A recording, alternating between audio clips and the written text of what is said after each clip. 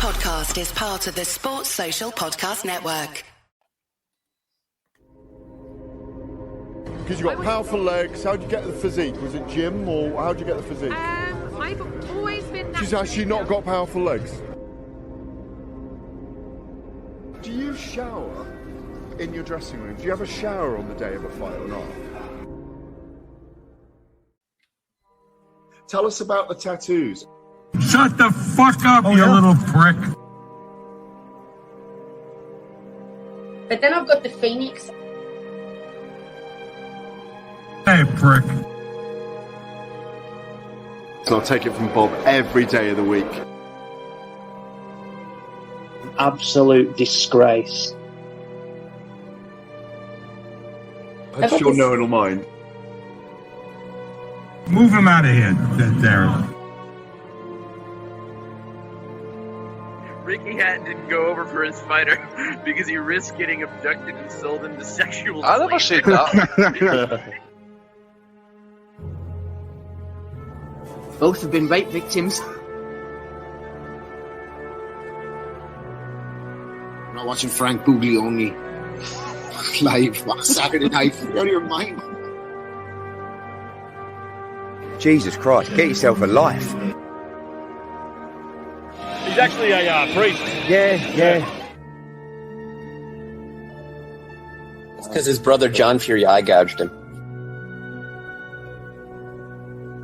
What have I told you all this time? He's going to end up sucked out, fucked out, looking for a handout. Boxing nutters messenger group. I'm gonna be the king. J-Pump. You know what I'm saying?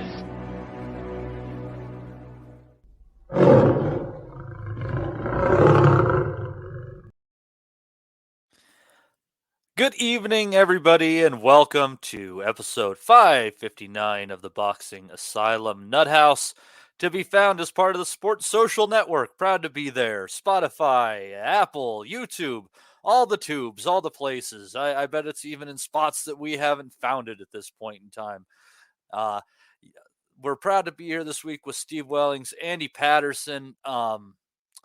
Few days removed from what was a Thursday night fight over here. We thought that everybody was going to have fun, but we didn't even get to Wang. We didn't even get to Chung.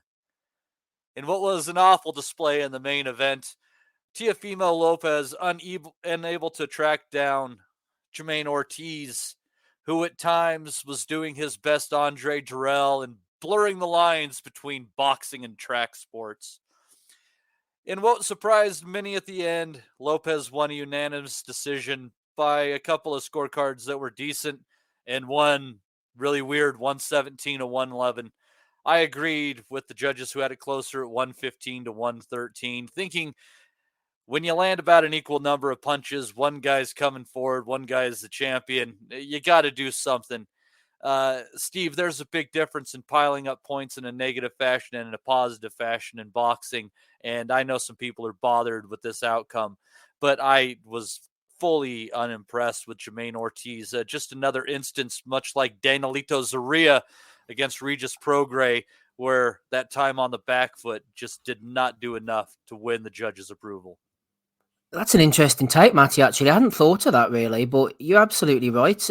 Ortiz has sort of got away without getting too much flack, and it's all gone on Lopez. Very similar to the first point I was going to make, which is BAM Thursday night fights. We saw Shakur Stevenson last time going through an absolute 12-round ball fest against Edwin De Los Santos. Much like Ortiz, well, nobody thought he'd won the fight for a start, De Los Santos, but he sort of came away unscathed a little bit with less flack than the winner, the A-side, the man who was supposed to do it. So, yeah, it may be shitting on Ortiz. I'm on board with that, Matty. I hadn't really thought about that before you mentioned it, though. What I do want to ask, though, is, or ask the listeners, anyone who's out there listening, a very few of you, no doubt, what is Lopez's actual style?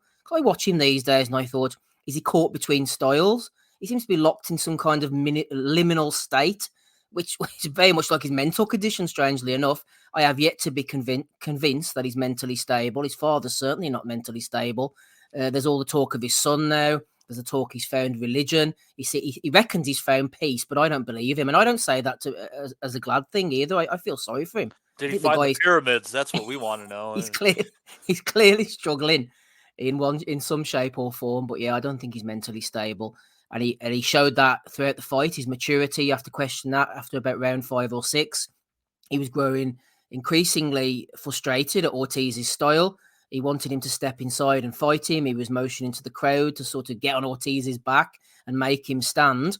And it just shows in this fight against Sandor Martin and against other guys in the past as well, the trouble he has with anyone who can move a bit. That style seems to give him trouble. If you don't stand with him, he struggles to work you out. And as a result, has he found his ceiling?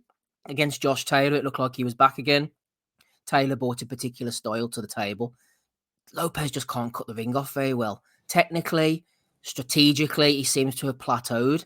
And in the end, Ortiz made him work, but he just ran too much to get over the line himself. He just ran those last few rounds because he was tired. He tired against Lomachenko. He tired against Lopez. He wasn't able to stand and fight him. I thought 115, 113, as you referenced the scorecards, was fair to Lopez. 117, 111 wasn't representative of the action. Dominic Henry picked up on a point, and I noticed it myself. Just as Tessitore was praising Steve Weisfeld as the best judge in the business, giving the best, most consistent cards, he put in this 117, 111, which wasn't representative of the action at all. And I think everyone just leaves this Thursday night with more questions than answers. Where's Lopez's power gone? When was the last time he knocked somebody out? When was the last time he really hurt somebody badly at a decent level? Taylor, he had Taylor all sorts of fucked up in that 12th round. I know he was. I would.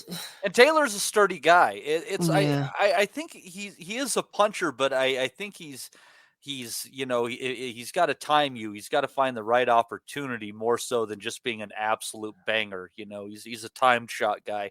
And yes, what kind of fighter is he, Steve? I think he's just an athletic, instinctual fighter. He's somewhere in skill level in between Roy Jones Jr. and Jean Pascal. I would venture to say closer to Jean Pascal at this point. I'm going to say, I don't think he's anywhere near Roy Jones Jr.'s skill level. See what I'm saying. I get what you're saying, stylistically and all that, but I think he's just caught between a load of styles. And yeah, he did hurt Taylor, to be fair, and that was a lot of people thought Taylor was going to be too big and too strong. And in the end, he was too static. He stood right in front of Teofimo and let him throw the heavy shots. Again, Dominic was saying about Teofimo against Subriel Matias. Matias is going to give anybody a hard night's work, but strangely enough, he might be a better stylistic match for Lopez than some of the other guys. 100%. He's going to be standing there right in front of him. He's going to allow Teofimo to use his movement, his box punching skills to find the gaps in between Matias's shots a lot easier than someone like a Haney who's going to get on the jab and box absolute rings around him for 12 rounds. But, if Lopez can't annihilate people at 140 and he can't even catch them at times and hurt them, then I would fear for his future, to be honest. Yeah, I don't know if it's necessarily caught between styles because you remember, I don't know anything before the fight, but his old man, they're talking to him, and or it might have been an interview on Boxing Scene or something. I don't know. All this shit runs together at the end of the day. But he was saying that he got too much into the idea of like having to jab, like every few seconds kind of thing. They might have even said that on the ESPN telecast. And so, and in this fight, they wanted to get away from that and let him get back to just trying to feel the fight out. Where if you would have used his jab, a good quick jab like the one he showed against Lomachenko, he would have been able to close off that door to his left-hand side a whole lot better. So I think the problem with the way that they're doing this, and I think this is a problem with training, is that his dad doesn't know how to meld all this stuff together. I think in a sense you're right, like in the caught between styles, and it's not all or the other. There are some times that you shouldn't be using a lot of jabs based on where your opponent's moving and the positions they're finding themselves in. But there are times when you should double and triple the jab too. His dad doesn't get the nuance of the sport. He's just blessed with a supremely athletic kid with good instincts. And it's taken him very far, but much like Sandor Martin, I don't think it's everything bothers Teofimo Lopez, but a southpaw who knows how to exit to his own right and do it with a little check hook or a jab turning around the corner gives him all sorts of fucking problems. Mm-hmm.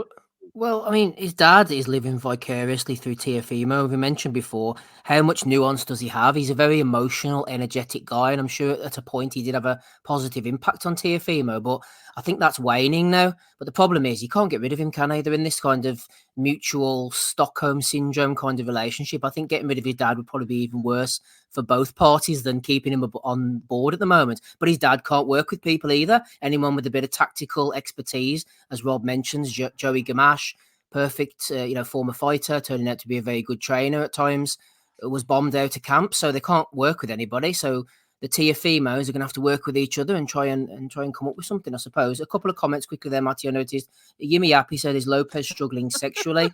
I don't think so, because it seems like the wife or the girlfriend is back on the scene, and she looked quite worried at ringside. I'm not sure whether it was the payday or the child maintenance, or she was actually worried about Lopez getting hurt.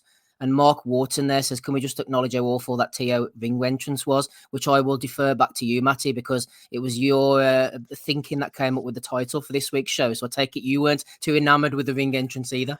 I thought the ring entrance was great if you went in there and blasted him out. It's kind of like, like you can get away with coming to the ring on a magic carpet if you perform up to standard, right? And it's like that's kind and of fighters have. Yeah, absolutely.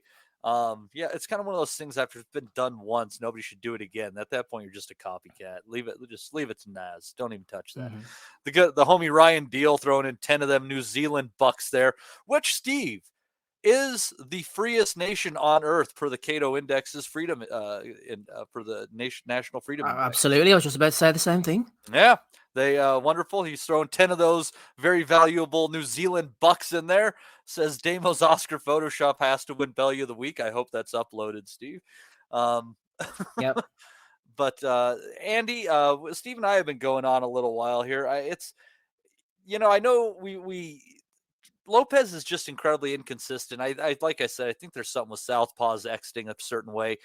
But then he fought Taylor, Southpaw, and he had all sorts of problems with it. Do you have questions about your fellow Scott and how much he has left after that? Or do you think just his willingness to exchange made it a worse stylistic matchup for Taylor? For Taylor? You're talking about Ortiz, sorry? Yeah, I'm talking about Lopez against Taylor. I kind of draw him back because, I mean, you look at all this that he did and the way he handled your boy. Does it bring more questions about the state of Taylor, or do you think it's just a style thing there? It's probably a wee bit of both, but I also think as well as you've seen Lopez at his optimum peak. I think actually coming up in weight, mentally he seemed to have got himself right for that fight, at least anyway, considering how he boxed anyway. But I think what Steve said was pretty much correct. I think it's purely down to a matter of styles with Lopez. If he's got an opponent who's willing to engage, come at him, or try and stalk him, it kind of fits into his way of fighting. But if he's got to go looking for the guy, it's a different matter. As you've mentioned it for the last 5 minutes, he just cannot cut off the ring. Whenever, okay, I mean, there's a bit bipolar kind of takes for what I've been reading the last couple of days. I mean, it's went from the ridiculous to the sublime. It's went from Ortiz has been robbed to like Lopez getting lucky at the end of the day. But as I say, it's a bit one of these. Ortiz has got enough ring generalship about him to get through fights and win fights and that, but it's not enough at that level. I don't think. If he'd been a wee bit more positive, probably had a wee bit more pop in his punches, I think he could have got the win. If he just approached it a wee bit differently, be a wee bit more aggressive and on the front foot, he could have got the decision. And if you look at some of those scorecards and that, they were quite close, and he could have on a different night. Again, it's a bit like that Clotty fight, isn't it? You think to yourself, Clotty's got up the pace here. He could definitely win this fight. This guy's gassed and he's tired in it. When he step it up, just either wouldn't or couldn't. It's simple as that. Maybe Ortiz was a bit wary of the check hooks for Lopez, worried about the power, whatever it was, but.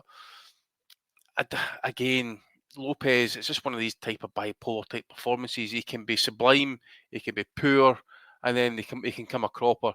Talks about retirement. Again, I just think mentally he's just not in the right place. And we keep mentioning the dad and that as well constantly. I just think one of the worst things I did was get rid of Joey Gamache. Someone with kind of like fresh tentacle nous coming in from the outside and that hasn't really got an agenda as such. And that he's just trying to do the best for his fighter. When you get families and that involved, it's a bit differently. And of course, you've got that type of, dynamism where you've got this guy who's the main breadwinner of the family, and he's probably upkeeping and a fair bit of the family as well. You think about it, so you just don't know what kind of other pressures he's facing at this point. I didn't see the wife there actually. To be fair, that was news to me, but maybe she's there for having the wee man there. But again, we'll just need to see what it's going to be like in the next fight. To be fair, mate, it could be a matter of mentality, looking down on the opponent, possibly. Maybe needs the bigger fights to kind of get the fear factor into him. Who knows? Was not a good fight. Let's look at this, Andy, and this is something that just as I was watching this, it just like bewildered me. And I think of other recent fights when they're completely voluntary and they're top-ranked fighters like Ramirez against Espinoza and things like that. The matchmaking at Top Rank has gotten really fucking shitty, and they're not doing well by their fighters. They're not doing well by their fans. I feel at times they're just putting like close weight classes together and grabbing names from a fishbowl and saying, we'll put this guy in with this guy. Da, da, da. And it created an awful fight, an awful stylistic matchup for Lopez against the things that he doesn't like. So like Andy, I kind of wonder, are they just getting absolutely shit when it comes to matchmaking at Top Rank, or was Bob trying to fuck over Lopez because he's sick of his shit? Could be a bit of both as well, to be fair. Well, is he still that conniving at his age? I wonder. I don't know, listen, if you get older, mate, the chances are you get more bitter as you get older, this. But at the end of the day, it's we've mentioned Top Rank before. Some of the quality control has been poor. The 10-rounders, we mentioned this when it should be like 10-round title fights for lesser titles when it should be 12-round affairs. You had Keyshawn Davis fight. Okay, it's a decent win, but that guy's been dragged down in a weight division for that fucking beating. You know what I'm saying? Clearly, just to give the guy a bit of a show, give him a bit of leg up. But some of the fights have been put on, some of the cards have been put on recently. The last 18 months have been pretty shoddy in that as well. You think about it. Just trying to think outside. I mean, obviously, Inouye's over in Japan exclusively now. Fury's kind of coming toward the end. Taylor's kind of done. Just trying to think of Top Rank's top end fighters here that we've got. He still has Luis Alberto Lopez, and Lopez against Espinoza, if they can end up getting into that one, is a banging ass Mexican fight. Yeah, but he's not a high end name. You know what I'm saying? I'm trying to think of kind of like top end stars. I think that fight could create a name. I think Lopez. It's Lopez against Espinoza, and that's whoever wins. If it's an entertaining fight between these guys, and whether it's Lopez with his awkward style catches him and knocks him out, or this 6-foot fucking freak of nature featherweight comes on the scene kind of like Fedora was and just like, wow, look at that guy. Either way, I think that fight could create a star. I got a feeling. I don't know if it'll be a big enough fight, mate, to kind of create an A+ star that Bob can put on pay-per-view, to be fair. I don't know if it's pay-per-view yet, but it would be getting close to the building blocks. Espinoza being a very young fighter, too. He's 22 or 23, I thought. Maybe I'm a little on the low end. But you got to think that much time to build him up. Munguia almost got to pay-per-view star. Benavidez just got there. There's plenty of room, man. I'm telling you, the Mexican audience, or at least his broad Hispanic audience, is really what drives boxing in the United States. That audience, they're the ones who ultimately call the shots by what they want. Yeah. Well, as for Lopez, again, I think he's mentioned Matias. I think that would be the ideal fight if we can get that one across the line. I think that would be ideal style-wise for Lopez as well. Definitely one of those type of fights that will get dragged into the trenches. But I think that's where you'll see the best of Lopez. I think he'll fight with that fear factor. He'll be on his jab more. He will be moving far better. I think he'll frustrate the hell. I think it'll be like a kind of roles reversed. I think if you stand in the pocket with Matias and let him kind of tee off and that, he will eventually wear you down. But if you've got the speed, you've got good timing, I think Lopez would do the business against him. Actually, if he can get everything set like he did against Taylor, I think he could do the business against Matias. I'd love to see that fight. So would I. In New York as well, Puerto Rico against Teofimo. I think it'd be class. And if Matias really put it on Teofimo, we don't know if he's going to melt down, because the more I think of Lopez against Taylor now, and I'm pretty sure I said this at the time, I think Lopez grew in confidence. I think he was low on confidence going into that fight. He expected a really tough fight.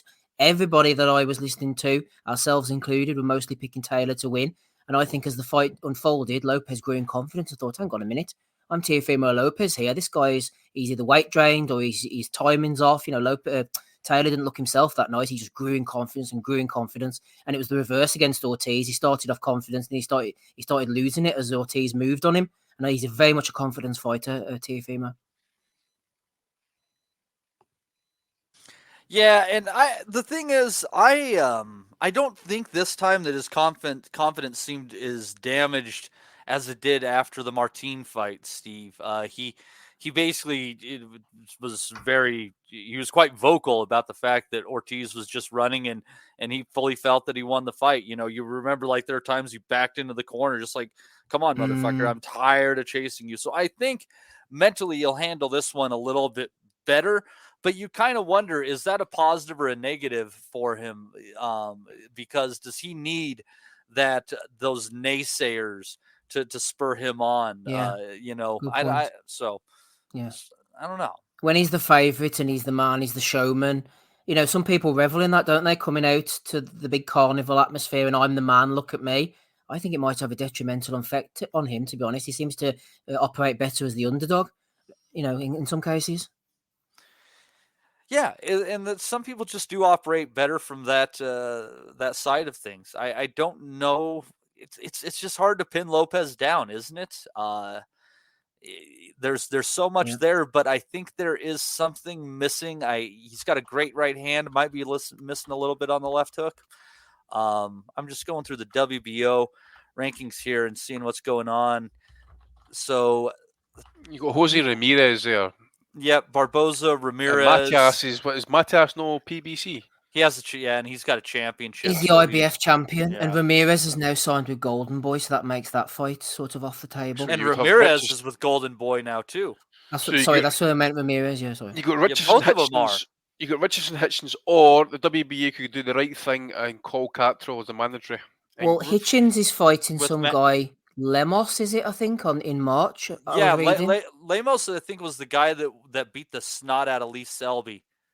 Oh yes, that's right. I forgot about him. Right enough, yeah. And I think he was ranked at 135, but he couldn't make the weight anymore. If I was recalled, so he bumped up. Good spot, yeah.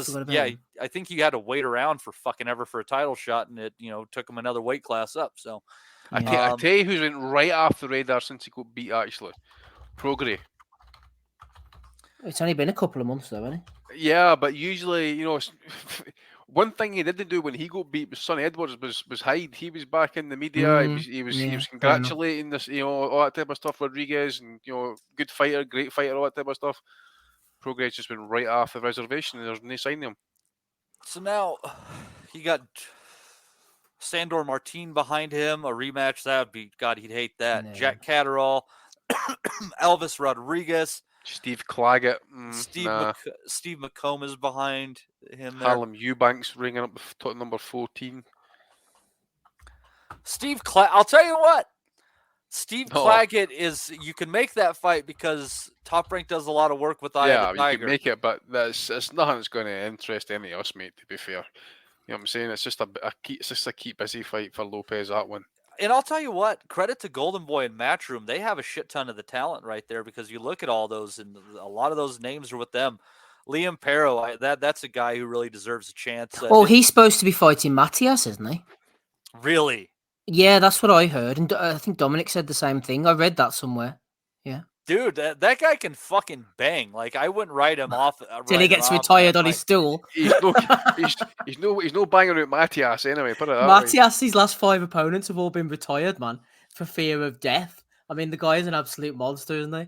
Guy's already got one body on his record. Exactly. The one thing you got to think about, though, with that is the fact that Perro can absolutely punch, and the first couple rounds, at least, Matias kind of warms into it, and if you move around him a bit, he can be caught. Like, I would think that if somehow Perro wins that fight, it would be a KO within the first 3 rounds before you even give Matias a chance to, I just worry to get moving. that we're not going to see the best of Matias because they're going to put him in all these kind of 50-50, 60-40 fights against bangers. Ponce 30-0, Ergashev 25-0, whatever he was, Batajan, Jukumbayev 18-0. All these undefeated guys, Matias is destroying them one after another. And by the time he gets to fight anybody decent, he's going to be shop worn to shit, man, because he's going to be a 30-year-old going around in an 80-year-old's body. Paro was a guy. Was he the one that iced Brock Jarvis? Yes, he was, yeah, and he just beat Montana Love too. Yeah, that's right. Yeah. But Montana Love was a disgrace in that fight. He didn't even want to even be there, man. He'll go to war with Matias. That's what I'm saying. Matias, he's going to have a short shelf life, isn't he? Because he's just going to crack at some point. You know, he can't have that style constantly against everybody. Yeah, I know. Yeah, kind of like Margarito against Mosley. When it was over, it was just fucking over. Yeah. I love Matias. I think he's class.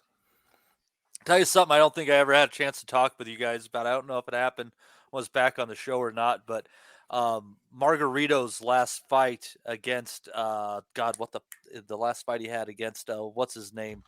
Fought Kell Brook and gave a really good effort. Journeyman. American. Oh, Carson Jones? Yes. Carson Jones got fucking robbed in that fight, and they definitely pulled the strings to get Margarito out of there. He had a cut, and I think it was from a punch, but they said it was from a headbutt, and Jones was just starting to work him over. And yeah. Anyway, if you get a chance, watch that one. It was actually pretty fun while it lasted, but it was just a little under the radar when Margarito was trying to come back. Fair enough. Yeah. Anyhow, so what's next for Teofimo Lopez? I don't know. My guess is something tremendously dramatic. Down the undercard. Probably another fake retirement or something like that. You never know. Him and Stevenson can be retired together, go hang out on the beach. Steve, last week, as Rob was opining that he thought that Pedraza might be the guy to give Davis a hard time, I brought in that, Pedraza hadn't made 135 in quite some time, and that could play a difference. But there's something that we didn't think about, Steve. Davis gave up the ganja. He said, that is why I won in such impressive fashion. Thank God for helping me to put down the pipe. Praise be, Steve. Praise be. Praise be, indeed. Yeah, usually I take these things with a pinch of salt. He says, I'm going to be the best I've ever looked. I've put down the pipe now. I'm not going to be on the marijuana anymore. And I thought, yeah, right. But to be honest, the words and the performance kind of correlated with each other because I thought Davis looked superb, to be honest. In context, your point last week, I credited you on it as well, and it turned out to be absolutely correct. Pedraza hadn't made that weight in about 4 years, and he looked like somebody who's just at the end of the road, as Andy said earlier, and a lot of hard fights. He's a good fighter. It's caught between two styles as well. I just think he picked the wrong one. Instead of stepping off and trying to let the jab go here and there, he got in Keyshawn's face, but he was in range without really being able to land too many shots, and Davis just picked him off shot after shot, looked fast, looked accurate. I thought he looked really, really good, and they just picked Pedraza at exactly the right time. Weight drained, over the hill. He's going to go on that sort of top-ranked merry-go-round now with Christopher Diaz and Richard Comey and all these other washed-up guys. Beltran back in the day was the same. They're just going to keep recycling him. He'll probably go in with, I don't know, someone like Albright or Carrington. I know they're not the same weights, but someone of that nature next and gently before he retires. But Pedraza's been a very good fighter over the years, always been tough. I never forget the 10th round or 11th round against Lomachenko. He took an absolute shelling and came back for more and managed to get through the fight. And the fact that Gervonta Davis did such a good job on him back in the day and absolutely battered him and knocked him out shows Davis's class, I think, and his punching power. And I thought Keyshawn, it was probably the most impressive performance since then, albeit with the context, as we mentioned, of the weight and that. But afterwards, I thought it was interesting when they said, what's going to be next? And he kind of blindsided with a Navarrete. A lot of respect for Navarrete, he said, I'd love to fight him next. And as we've said before, Matty, as with the Oshaquie Foster Abraham Nova fight, which is coming next week, there's no accidents with Top Rank. Very interesting that Keyshawn threw out Navarrete's name. He wouldn't have just thought of that. Someone's whispered in his ear. There's been a bit of talk about him saying that. There's a reason he mentioned Navarrete. Do not be surprised if they look to make something like that in the very near future, I think. Very interesting call out. But as for Keyshawn, in the past, I've sort of been a bit hit and miss on him. But if you get the right opponent at the right time like that, who does the right things, Keyshawn can absolutely shine. I thought he looked really good. Yeah, it was definitely a strong performance from Davis. He really needed one after that Nahir Albright thing. I mean, Yeah. no contest or not, it was a very close fight and one where he did just look lackluster. So, I mean, maybe this did give him a hand by kicking the ganja. I'm not. It's definitely not a performance enhancing drug, which would be my argument for banned substance for what fucking reason. I'm sure your opponent wants you to come into the ring stoned. They give a shit, right? But Davis looking really strong there. Obviously there's some options for him next. God knows what dumb thing that Bob might put him in there with. But Andy, you got to wonder when it comes to Davis if he's going to be like Lopez, where it's just hot and cold. I mean, we'll see what's in the future there, but that's the tough thing. At 135 pounds, like, you can't be hot and cold. If you're a title holder around there or seeking it's killers in that division, just killers everywhere. Yeah, I mean, I'm just looking at some of the names: Williams Zepeda, Isaac Cruz. Guys like that could seriously damage him if he's not on his A game. I agree with Steve. I mean, he looked far better than what I've seen him in, to be fair, but he's a full touched upon it. I mean, Pedraza, a long, hard career, coming down in weight and that as well, first time in many years. And he was in big trouble just right for the very start. Especially those left hooks that Davis was landing. Even in the clinch, he was strong, quick with the shots, very, very good footwork. I remember very early in the first or the second round, used some good footwork to Steve and catch Pedraza on the coming in. So yeah, definitely, it seems like the weight was 100% a factor in that fight. Age as well, as we mentioned. Done nothing, offered nothing as well. Just basically target practice. That's basically how it turned out in the end. Still an okay win though. But needs to face something even more competitive, I think. I mean, especially when he's now ranked the top 10 with some of the bodies, so he's he could easily get picked out the fold really to become a challenger for a belt somewhere along the line. But I think now is the time he needs to start looking at somebody, someone in the top 10, top 15. Me and Steve maybe watched some of that Russian card yesterday. I think maybe the ideal opponent might be that Abdullaev for Russia, possibly. Yeah, Just like, about how are to they say going the to same make that thing. happen? How are they going to make that happen? Yeah, I know That's Max a really good shout, Andy. I was going to say the same thing. Obviously, the politics is involved and the national and all that. But you see, since he's Haney lost, Abdullaev's rebounded. Strong, looks really good boxer. Yep, came back pretty strong as well. We had Roger Gutierrez. I think he lost in Russia there last night as well. That's who he lost to. Was Abdullaev. Yeah. So you got Maxi Hughes. I think Maxi Hughes has got a fight lined up, so maybe takes him out the frame just now. But there is some opponents there that he could face. But there's, as you said, Matty, there's a couple of killers there as well that he could maybe want to just basically swerve until that time he does maybe get a title fight. Here's a question for you guys, and it's kind of pretty broad. Would you be shocked if Davis finds his way onto the Lomachenko-Kambosos undercard for them to try to make Lomachenko against Keyshawn Davis back stateside end of the year? Nah, I think that'd be too soon, I think, for Davis at this point, to be fair. I mean, depends how Loma looks, maybe, doesn't it, I suppose? It's a fast... Yeah, it's 3 months and he didn't get touched in that fight. Maybe him against Davis against Kambosos once Lomachenko runs rings round him. That might be more of a serious chance. I think Kambosos is done if he loses this fight. I think he's taken enough L's and he's gotten enough good paydays. Not necessarily for someone of Davis's. If they got a win in between, say he loses to Lomachenko, which we're all assuming he probably will do, and he looks half decent, gets another win in between, then you could see them top rank trying to serve him up to Davis, maybe. But we've also said Kambosos has looked like fucking ass at the weigh-ins at 135. Oh, he's dead at the weight. Is he gonna hang at 135?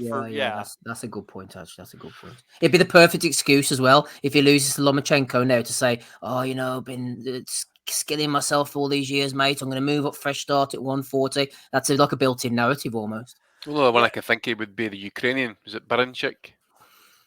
But again, he's well up in age and he's got one of those records undefeated. I know, but again, you look at the record. It's no bitching with like top end names. Yeah, that's a good fight though, and that's a totally different look. I mean, he's not Lomachenko, he's not Usyk, but he's from that 2012 class, and he has real footwork. I tell you who else they might look at as well: Shuichiro Yoshino, who got shoe shined by Shakura back in the day. They might look at him.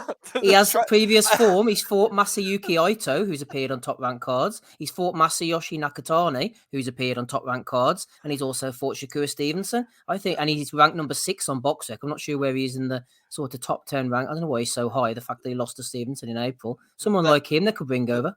That was beautifully said. Yoshino Hushushin Shakur. That's a real bitch. It's like Sally that. selling the seashells. I was about to say, it's like Pete the Piper. Or we went to pick a peppers, whatever you call it. Yeah. Man, well done, Steve. Well done. Thank you. Yes, absolutely.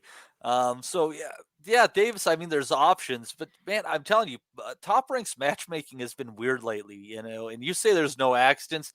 I think maybe there's malice in some of these picks, but they're really like good fighters to some voluntary defenses. It's not good. Someone just mentioned in the chat there. Obviously, again, they're going to mention the potential rematch in the pros. The Andy Cruz fight again, because you got the cross rivalry with the promotions. Again, I don't think that fight happens unless it's a meaningful fight. No chance. Something's got to be on the line for that. It's got to be a belt of some sort. Cruz has had 2 fights. He's been built into a star by DAZN and Eddie Hearn. Keyshawn's had 10 fights. He's been built into a star by Top Rank and Bob Arum. No chance in hell they put them two together. I'll tell you, a great style match, and you could see it at the end of the year if kind of things come to pass. But if Andy Cruz keeps winning and William Zepeda is successful against Maxie Hughes, I think you could see Zepeda and Andy Cruz at the end of the year. Yeah. That's a very interesting style. Zepeda against Maxie Hughes, probably. I want to see Zepeda against. I would like to see Zepeda against anybody. Actually, to be fair, that guy can bang. Sorry, I meant Cruz against Hughes, not Zepeda against Hughes. Oh, sorry. No, that was me. I misspoke. I meant Cruz against Hughes. Sorry, if he loses to Zepeda, which I think he will. You think that? I think they're thinking they're going to surpass the Maxie Hughes level at that point in time. And I don't possibly.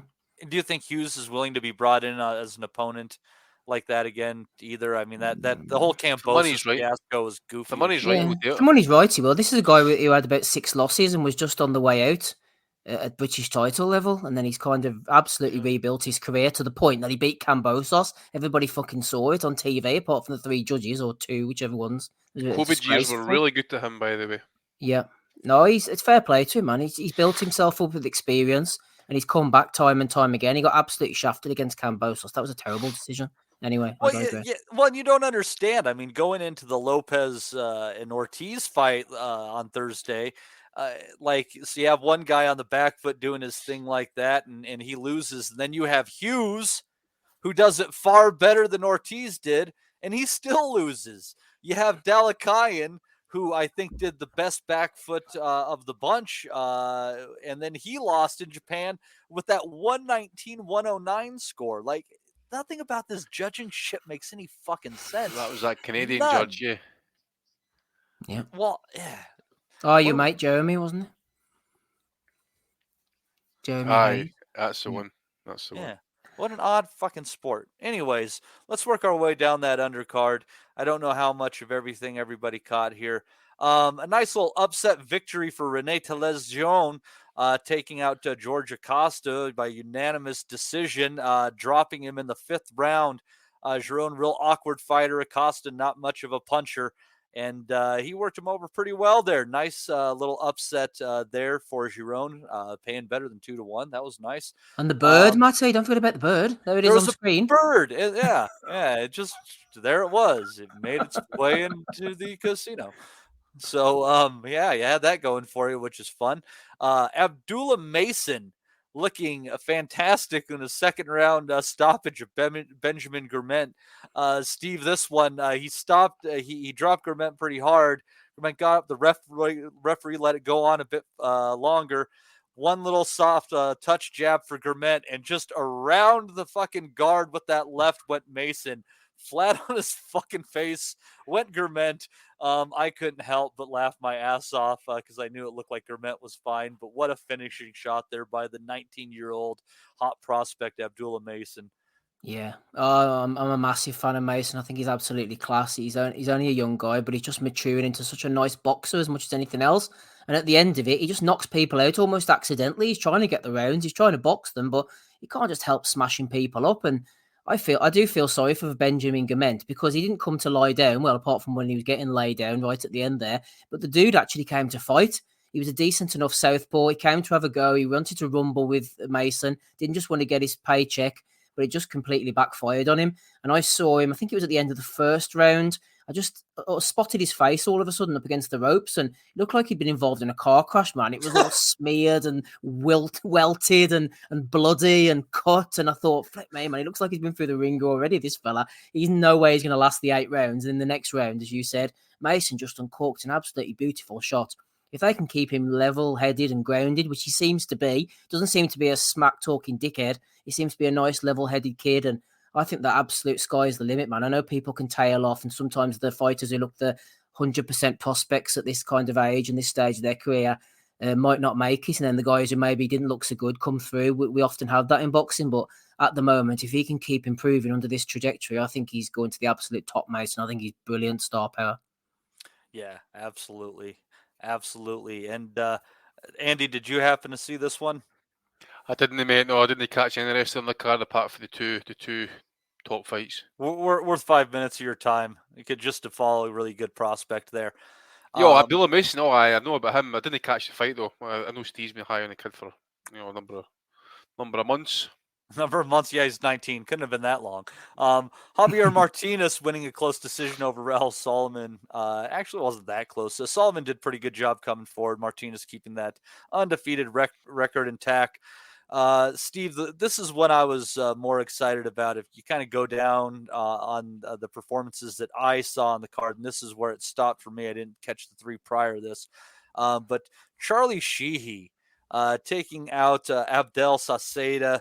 Or excuse me, that one went to a decision, but he is so freaking sharp, and Saceda just takes a good punch. He took a wicked shot in that one, and there are a lot of times that you just thought he's got to go down, and he wouldn't. Sheehy, if you want to see a guy who fights well off the back foot, I was just super impressed with this kid. Yeah, I was impressed with him as well. I know I said last week he was kind of a bit left, right. I do think a certain style will give him trouble later on, but his jab was absolutely sharp. I think as the fights go on, he does tend to not lose focus, but as any fighter does, kind of wears down a bit. And what he's doing, people are able to time it a little bit, and he was falling in at times and getting caught with the odd shot here and there. But it's a boxing match, you're going to get punched hard in the face often. He did get caught. I think he got hurt at one point in time in that fight by a little bit of a looping shot around the guard. But that's the great thing about these development fights. You're like, oh, shit. Kind of teaches you a little bit more discipline, even in moments where you think you're in absolute control. Yeah, no, I think his jab was fantastic, and he's definitely one for the future. How far he will go, I'm not sure, but he does bring a crowd, and he seems to be a good-looking kid, so fair play to him. I'll try and say what I can remember on the undercard. Sometimes the undercards you can remember fight by fight, but this one was a bit melded into one. It was hard to distinguish the fighters between each other. Art Barrera Jr. was definitely impressed with him. He's 3-0 with 3 KOs, 18 years of age. Absolutely iced his opponent, Michael Portales, and not to be confused with Michael Portillo. He was good. Alan Garcia, 11-0. Oh, yeah, I think his mom was in the corner of him, Kid Kansas. He got a KO win as well. That's the guy. I saw him on the Crawford undercard. Right, yeah, he looks decent as well. He looks decent. And Zepeda, Antonio Zepeda, he's a big heavyweight from Las Vegas. He lost. He's 6'6". He's a bit, he looks the package, but he lost to this kind of jobber, Lamia Isom Riley.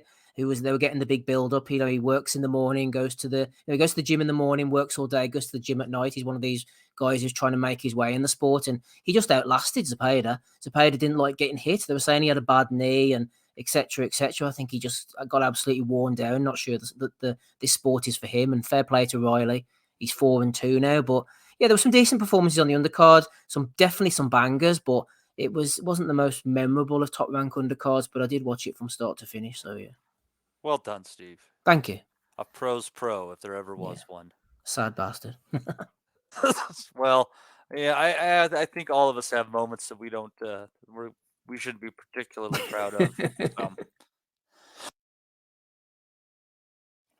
Anyhow, in a fight where I thought, if this guy has anything left, going in against a taller fighter who's seemed to succumb to or have a little bit of a vulnerability to some more looping shots. I was thinking, hey, Liam Willems could give Hamzah Sheeraz a rough night? No, Andy, he couldn't. One round, absolute demolition job. Everything he threw seemed to hurt Williams. I think that this, you got to kind of rate this one the same way you rate Pedraza win for Keyshawn Davis. You didn't see enough for it to matter because there's just nothing left of that fighter, at least at that weight. Yeah, well, again, you didn't really want to kind of dump on Sheeraz at the end of the day. I mean, he's got a job to do, and he's done that. You know, he can't ask for any more. Stopping your opponent in one round, drop him twice. But again, I think I've said it before. Liam Williams has been a very good fighter. You know, especially at domestic level. Against Andrade, he did the best what he could. He got dropped obviously early in the fight. He took a shellacking and seen out the final 12 rounds. Same against Eubank, he took a complete beating in some of those rounds. Got dropped a number of times, and that was probably maybe his last big performance, possibly. And even then, he says he got dropped a number of times. It's sad to see. I mean, at the end of the day, his corner's been with him for I don't know how many years, to be fair, and that. So they know the guy, they know what they're dealing with. I just think he's done now. To be honest, I mean, retire now. Obviously, I think Sheeraz would benefit if he got up to European fringe world level at this point. Nothing really much else to prove, I don't think, really, at that level. So really, can I really step up in class really required for him now, really, at this point, because 24, 25, I think he is at that right age now. We should maybe kind of get that chance to step up now as well, because I think he could be ready. Long jabs and stuff like that as well. Really good power. Really looked a lot to like about him as well. So interesting times for the kid, I must admit. Yeah, he's on the come up. Obviously, there's some decent fights that could be made. Potentially, you never know when it comes with them mixing cards and stuff over there. We'll see what happens. But again, Steve, tough to tell when your opponent's a bit seems to appear washed. What you could do there, but what do you see for the future of Hamzah Sheeraz? I mean, at the very least, he's definitely a puncher. Oh yeah, I see a bright future for him, to be honest. I think he puts his shots together really well. I said last week I thought he would knock out Williams. The fight went the way I thought it would, but I thought it would go a few rounds more. So around the 5th or 6th round, he would suddenly start to hurt Liam Williams, but it just happened way sooner. I know people pointing to the Bradley Skeet fight and the fact that he was troubled with Skeet's movement, and in the end it was a bit of a controversial finish with him hitting him on the floor and that, but he's improved a lot since then. That fight with Francisco Emmanuel Torres, I think, was a good one. He got dropped in that, had to learn a lot, and he just outlasted Torres and broke him down. And then the last one, people were picking Dmitro Mitrofanov to maybe give him a bit of trouble, but he was just way too short and way too small. And Sheeraz absolutely punched through him. They must have known Williams was in this kind of condition. He just looked like he could not hold a shot whatsoever. Every time he was touched, even with the jab, he was standing in range, getting caught with that uppercut as well. He just had absolutely nothing to offer, and Sheeraz put him to the sword. And people won't remember the state that Williams came in a few fights' time. It'd just be on BoxRec that he knocked out Liam Williams in a round. The same Williams that went the distance with Andrade. The same Williams that got knocked down by Eubank so many times and went the distance. Sheeraz on paper has absolutely blasted him, but as Michael Thompson says there, Father Dave would smash Williams out nowadays. He's a priest, you know. Shout out to Father Dave. It's his 63rd birthday, I think. I'm on his Flock newsletter. I get his newsletter every week, so there's some biblical inspiration from Father Dave coming my way, and it's his birthday this weekend. If anybody wants to celebrate it with him in Sydney, I can't remember where he's going, but shout out to Father Dave. I'm not sure where this. I'll tell you what.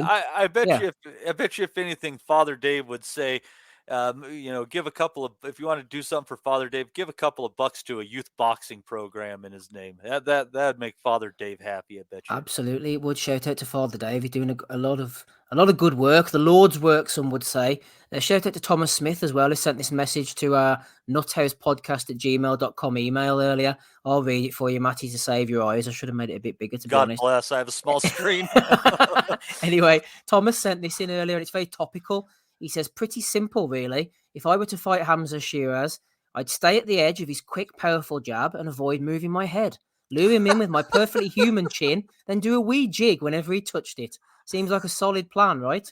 Williams was never going to do what Skeet did for sure, but that was a fairly surprising approach. Hats off to Sheeraz all the same. Is Thomas Smith's rather ironic assessment there. So I thought that was quite good. But yeah, Williams just stood in range. Matty, I'll be interested to hear what you thought of the performance. I noticed there one of the guys in the chat, Abdul Rahim, was saying Sheeraz versus Liam Smith or Chris Eubank Jr. Possibly, yeah, Liam Smith would be a good one. I think Nathan Heaney's the British champion at the moment. Frank might want to keep them apart at the moment, but maybe Denzel Bentley perhaps. But what do you make of Sheeraz? Do you see him as a blue chip prospect? I think there's a lot to like there. Obviously, it's just a question of getting in there with the right opponents to prove it. He does seem to be like one of those kind of lankier fighters that could definitely be vulnerable to some over the top shots. So you kind of wonder how his chin's going to fare, putting him in with a shorter, stockier puncher. But I kind of feel like he needs one more fight kind of in between the levels you're talking there. I don't know who that person might be on your domestic scene. I can't kind of think of anyone off the top of my head, but I feel like there's one more that he needs before that. And after that, give it a rip and see, because you also have to consider the fact that if he is the type of prospect that you believe him to potentially be, are the promoters going to want to use some of these names and risk some of the money that they think that they could make off of them still? Tough call. Yeah, no, that is a good point, actually. And AP as well, they're saying there's got to be something more serious than just punch resistance gone with Williams. You'd maybe think so, given how quickly Gary Lockett came in with the tail, although he was dancing about all over the place. Des says, why doesn't Hamzah fight Zach Chele, as I've heard him pronounced in other places? Chris Butler said that's UK hype, mate. Sheeraz will do well to win a world title. M. Lithgow says, I've never known someone's punch resistance deteriorate as bad as Williams. Fight Denzel, I mentioned him as well. Will he stay at middleweight there, says number one? I just think there's some interesting ones here, Matthews. I'm just flicking through them quickly. Thomas Newman says, just still can't get past his performance against Skeet. And then he qualifies that by saying, wouldn't fancy his chances against a mover or a switch hitter, Johnny Beck, etc. And that is the glaring thing as well, Matthew, on his resume. If we look down after Skeet, Jez Smith, kind of domestic level guy. Torres, tricky, but sort of came with the hands forward. River Wilson Bent, domestic level guy. Mike Trafanov as well, short, stocky puncher. Williams, domestic. He hasn't fought a mover since, so maybe those ghosts haven't been exercised just yet. Just on that, see, Terry Atlas was shit on UK fighters saying they didn't measure up when they're in the States. I've got his quote here, actually. UK fighters, guess what? I know this is not going to endear me to the great fans across the pond, but they're overrated. Listen, there are exceptions, I get it. They're terrific over there across the pond, but then when they stepped up, I hate to say it, over here, but it kind of was over here with the top echelon of guys outside of that area. Guys, what they came up against were, they came up short.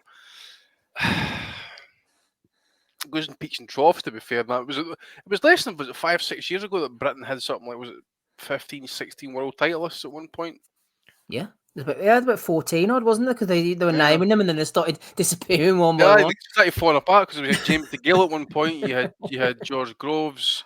Well, and if you look at the way that the way that they do it, oftentimes over there is they'll get like your common top 10 European guy for them to run over, or they'll do a domestic fight once someone gets a title and do round and round and round like they've done they'll do with Lee Wood and Warrington and other fighters. So it's I don't know. He's got a point, but I think it's tough. Like I think most people who get to a title level aren't.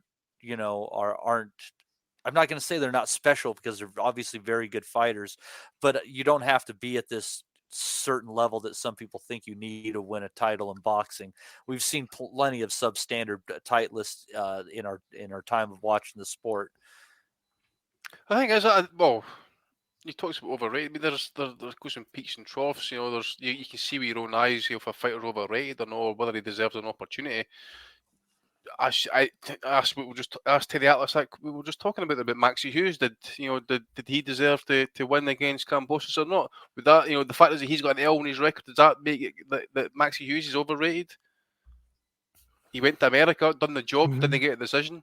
I think it depends on who you're talking about, and I think like anything else, you tend to think the loudest voices are the common voices, and that might not be it. You just run into people's random fanboys here and there, and they're probably people that they grew up with. I mean, you guys have such a local culture when it comes to sports that, you know, you run into 20 people who grew up with Maxie Hughes, and, you know, they'll say whatever about him. Well, it's hard to say, isn't it, until the boxes have been ticked. We talked about this with Azim last week. To a certain extent, Sheeraz, we've seen him struggle with movers against Skeet. Was that just a one-off, or will he always struggle with movers? You have to gather up this body of evidence. Andrew Thickett says Sheeraz likely sits somewhere between Callum Smith and David Price. In other words, it's hard to say. It is hard to say at the moment. You know, he's banged out Williams. Was Williams shot to shit at the board? You wouldn't like to think after last night they'd be licensing him again. Unless, well, he might go and fight Conor Ben off in flipping Gibraltar or something, but he shouldn't be getting a license over here again. Did that flatter to deceive? Will Sheeraz struggle against somebody in his next fight? We need to see them consistently fighting different styles, and so we see what they're capable of. Well, Des says regarding Sheeraz, it's his 6th year as a pro, Matty. Super middle has never been so weak. Go up 7 pounds and clean up. Do you think that's an option? Well, he's going to move up at some point. He's a big unit, isn't he, I suppose? So, yeah. Get him in against Jack Cullen. He hasn't ticked the Jack Cullen box yet. There you Everybody's got to fight him. It should be mandatory, I think, for any prospect to have to fight Jack Cullen. It's kind of like a video game, and he's just like a boss on a certain level, right? Yeah, exactly. Right on. When you got to keep replaying just so you can try and beat him. Restarting. Mm-hmm. I couldn't even get past the fucking first guy on Glass Joe. I couldn't even get past him on Mike Tyson. I fucking sucked at that game when I was a kid. Anyhow, but I'm much better at Fight Night.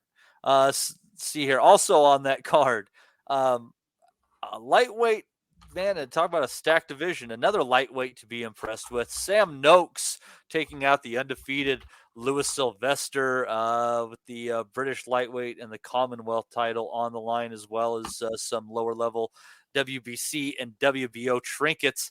As soon as he decided to go to the body, Andy, I don't know if you saw this one or not, but it was over and done with. And Noakes, he's a hell of a puncher. He's good at trapping you, and he's not afraid to do the majority of his work downstairs. This kid could be a live dog in a rough division. Yeah, I think he is one to watch, mate. I mean, you just see him. He's clearly, you know, got it all. Well, got it all. I mean, he's got the fitness. I believe he's like into his marathons or his hill walking, whatever it is. And that, so naturally, he's going to be fit. Works the roofs, going to be strong as well, mate. You've got to be strong. You're going to work on the roofs, like. So you saw it as well, the way he attacked the body, as you mentioned there. Just absolutely dominated that guy, Sylvester. He felt sorry for the guy, but he had nothing for him. So fair play to him as well. Interesting. You see where they go with him. What do you think we go with him next, Steve? With Noakes? I mean, that's British Commonwealth now. I mean, he can maybe try and, you know, go take the defences, or, you know, there's also a couple of trinket belts on there as well. Maybe go the top 10 route. Who's holding the European titles? Yeah, we think it'd be fast tracking him. Yeah, Gavin fast track him though.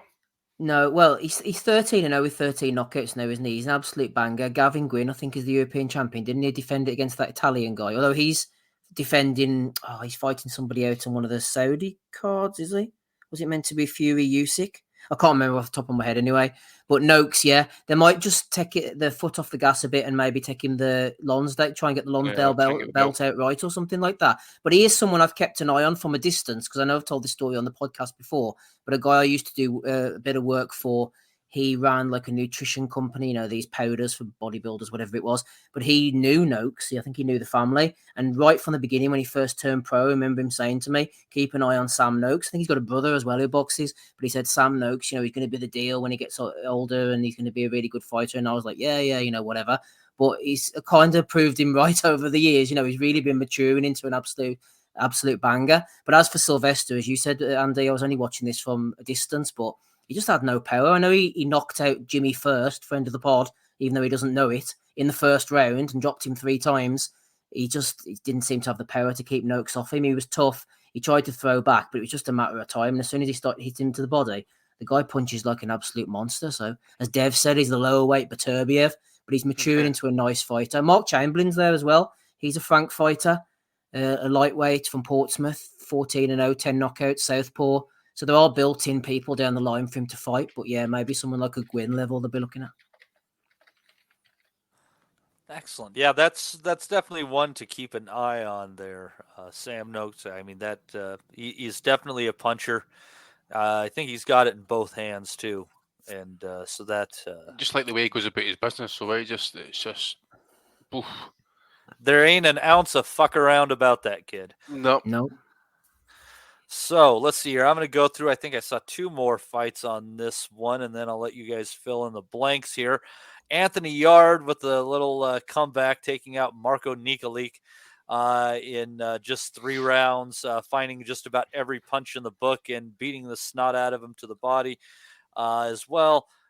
Steve, not much to say about this one, but they're obviously trying to find something meaningful for Yard, probably end of this half of the year, beginning of the next half of the year. Yeah, again, I was only sort of flicking in and out of the undercard, so I can't offer any in-depth analysis like usual, really. But I noticed Yard has a new haircut, which I'm a fan of. The 2 bunches either side, so he's definitely mixing things up in the hairdressers anyway. I thought he looked, I don't know, he didn't look as wide. Like an 8-year-old girl? Yeah, pretty much, exactly. But he didn't look as wide as usual, unless it was just my computer screen. He didn't look as filled out. He's usually that sort of square shape, absolute man mountain with the big boobs and all. He just looked a bit thinner, but looking at his weight here, and it was 177, so that must have just been my eyesight. Didn't see Karoli Torma. Umar Khan was fighting, but not in my mind because I wasn't paying attention. Tommy Fletcher's the big tall guy. He fought Alvaro Torrero, knocked him out. I can't really remember much about that. He's huge. He's huge. He's a big son of a bitch for the weight. That's the other one I saw on this card, and he just damaged that dude's nose, and that's why they called it. I mean, it was just torn up. Nasty shot opening up there. He's again, I'm always hesitant about these guys who are freakishly lanky for any given weight division, but I think there's a little bit about him. We shall see. Needs to step it up, but we shall see. Yeah. No, he looks decent. And the opening fight that I saw was actually a nicely matched fight for their stages of their career. Masood Abdullah, a bit of beef against Qais Ashfaq. How Ashfaq has fallen. I remember he was really touted as a prospect at one point and just doesn't work for him whatsoever. And the fact his punch resistance seems to have gone, I think he's going to have to just throw it in the towel. I know the corner threw in the towel for him, but I think his career's over. I don't think he's got anything else to offer. Something tells me that he dropped Abdullah, but I must just imagine that because it doesn't mention it on BoxRec. And then he got dropped himself 5 times, but he was just getting touched and dropped. Not as bad as Williams, but not far off. Just no punch resistance, not able to stand up to the shots. And if you're a boxer, that's going to be detrimental to your future if you can't stand up to the flush shots. So, yeah, I think onwards and upwards for Abdullah, who had a little word at Ashfaq while he was on the floor. Big fan of that kind of shithousery. But yeah, I think Ashfaq needs to just pack it in, man. All right. Andy, anything to say on the rest of this card? Negative. All right. And a fight I was unable to watch in a card I did not see. Reece Bellotti getting a win there. Steve, was you or Andy that saw enough of this to speak of it? Yes, I did see this fight. Let me see if I can bring it up now. It's funny because Joe Kennedy put this, shout out to Joe Kennedy, head of the Prediction League, on the Prediction League. And I went for Dillon on points because I thought that was the sort of safe pick. And I'm not being an after timer here because, I mean, at the end of the day, who cares? But whenever I was making that pick, I thought to myself, this is interesting, really. You might give Bellotti a shot. No, not on points. I thought to myself, he's a bit of a puncher. I know he's lost at a certain level, but he's fought at a higher level than Dillon, who's a friend of the pod. Dillon has this strange style. He kind of pushes his punches. He might have caught the last fella who he beat as a shock, who was, Ashfaq. I thought it was Ashfaq, actually. Just check that out. Caught him as a bit of a shock. He might have been a bit of a one-off. He lunges down and he puts the head down low. I could just see Bellotti maybe catching him with an uppercut or something. And I kind of fancied, Bellotti maybe pulling off the shock knockout win or something. But if not, Dillon would hopefully win on points. So I went for him on points on the Prediction League, but I was wrong. Bellotti landed all the right shots at the right times, outworked him, had that extra quality. Thought he was well worthy of his win for British and Commonwealth titles. Dillon did himself no shame whatsoever. I mean, they could rematch at some point if they wanted to do that. But yeah, I didn't write Bellotti off, and I was right not to, even though I went for Dillon in the end. He was well worth the win, Bellotti. But it just that extra touch of quality won it for him, Matty. Excellent. Anything else on the card you thought were Richards, Crichton.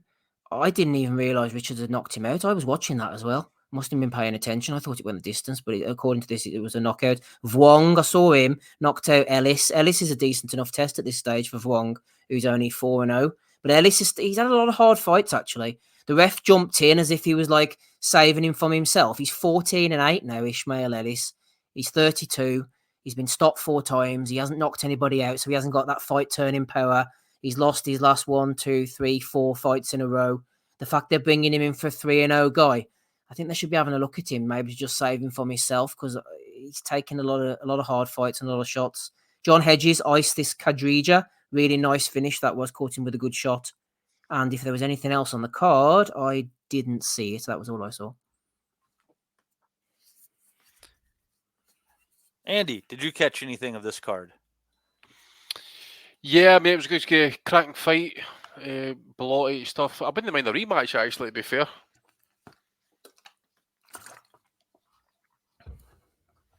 Well, that was very succinct. Let's get it on, as Mills Lane would say. All right. So, and I only caught a little bit of this card from Russia. We were discussing before we came on the podcast. You know, the tough thing when you stream these Russian fights is you're often looking at 2 people who kind of look the same, and you don't speak the language, so you don't know what the hell is going on, especially with the strange characters used for writing. Well, Andy, in this case, it was a Russian against a Chinese guy. Yeah, easy. So we were able to know what was going on in that one. But it was a crazy fight with Zhang, the Chinese gentleman, hitting the deck and getting worked over before getting his wits back about him against the ropes and just waylaying the Russian and ending the fight. And this is all in what, 2 rounds? Yeah, 2 rounds. It was one of the cards, mate. You stick one in the background and you kind of like tune into it from time to time. And to be fair, when I heard the kind of crowd uproar, I actually had to go and rewind it back to see what happened. Obviously, the Chinese dude getting dropped. You think you're looking at the state of his face, blood coming down out his nose. He's in a bad way.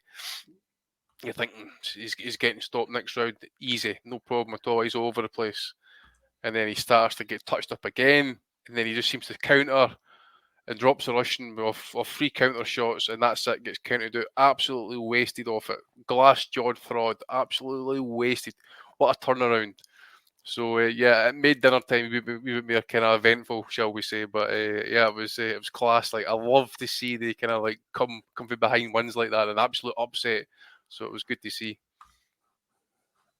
What else was on that card, Andy? Give me a second till I'll just pull it up. Abdullaev headline. Abdullaev, yeah, that was a Gutierrez fight. Steve, I think you've seen that as well. I think Gutierrez is probably over the hump. Well, he's washed now at this point. Even at 28, hard road as well for him. Probably gets brought in again as a kind of gatekeeper status for some future fights and that. Did they catch Silyanyan, who's meant to be, I think he's ranked top 10, I think, super middleweight. Big lanky dude, but I didn't see the fight, like I said. Just trying to see what else is on that card, or anything I know. Nah, nothing else I know. Don't know if Steve can add any more about that card, to be fair, but that's only 2 kind of fights that I'd seen. Yeah, not really any great insight, but as we were saying off air, it's difficult sometimes to work out who's who, and I'm all for them bringing over Argentines or Africans or something, or because we know it's the Russian against the Chinese guy, or the Russian against the black fellow, or the Russian against the Latino guy, and then we can distinguish who's who. But what I saw, I thought it was Romanov. He was right on top. He was beating the shit out of this Zhao Zhang. Looked like it was going to be a one-sided kind of fight, and then all of a sudden he just came from behind. Absolute brilliant knockout. The referee called it straight away. No complaints from the corner. No home cooking or any sort of skullduggery. It was what it was. A come from behind knockout. Absolute big fan of that. Gutierrez, remember him losing to Hector Luis Garcia. He'd been on a nice run up until that point. And in his last fight, he fought our pal, Matti Otar, wasn't it? Erenosian, who beat him on one of the Showbox openers, or maybe a Showtime openers.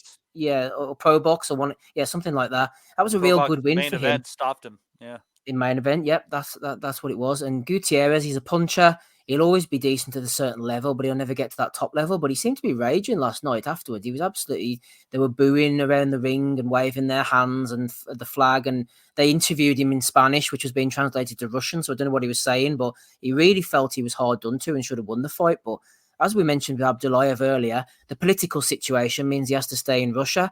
And he hasn't fought absolute killers since the Haney fight. But I always felt against Haney that he would give a good account of himself. And he absolutely didn't.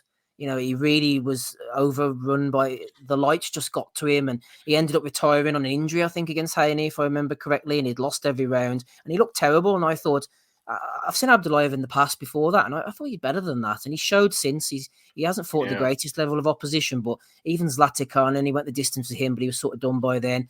Linares, Straffon, Ricardo Nunes, who had seen knocked out by Straffon was an okay win as such, because Straffon was a good win. Cruz beat him, and who else beat him? Somebody else I know beat Straffon as well. Maxi Hughes beat Maxi him, Hughes, that's who it was. And he'd upset Tennyson, hadn't he, in Tennyson's final fight? That's right, aye. Yeah, so he was a puncher, and Abdullaev diffused him, and then in the last fight he fought that Roman Andreev, who came in with a 25-0 record, but had never beaten anybody, and it showed. Because Abdullaev dropped him, dominated him. I think at a certain level, Abdullaev's going to be a handful. He gets the hands up high. He has a lovely jab to head and to body. The right hand as well. He has a decent engine on him. I think the way he holds his hands up high means he's going to be susceptible to body shots.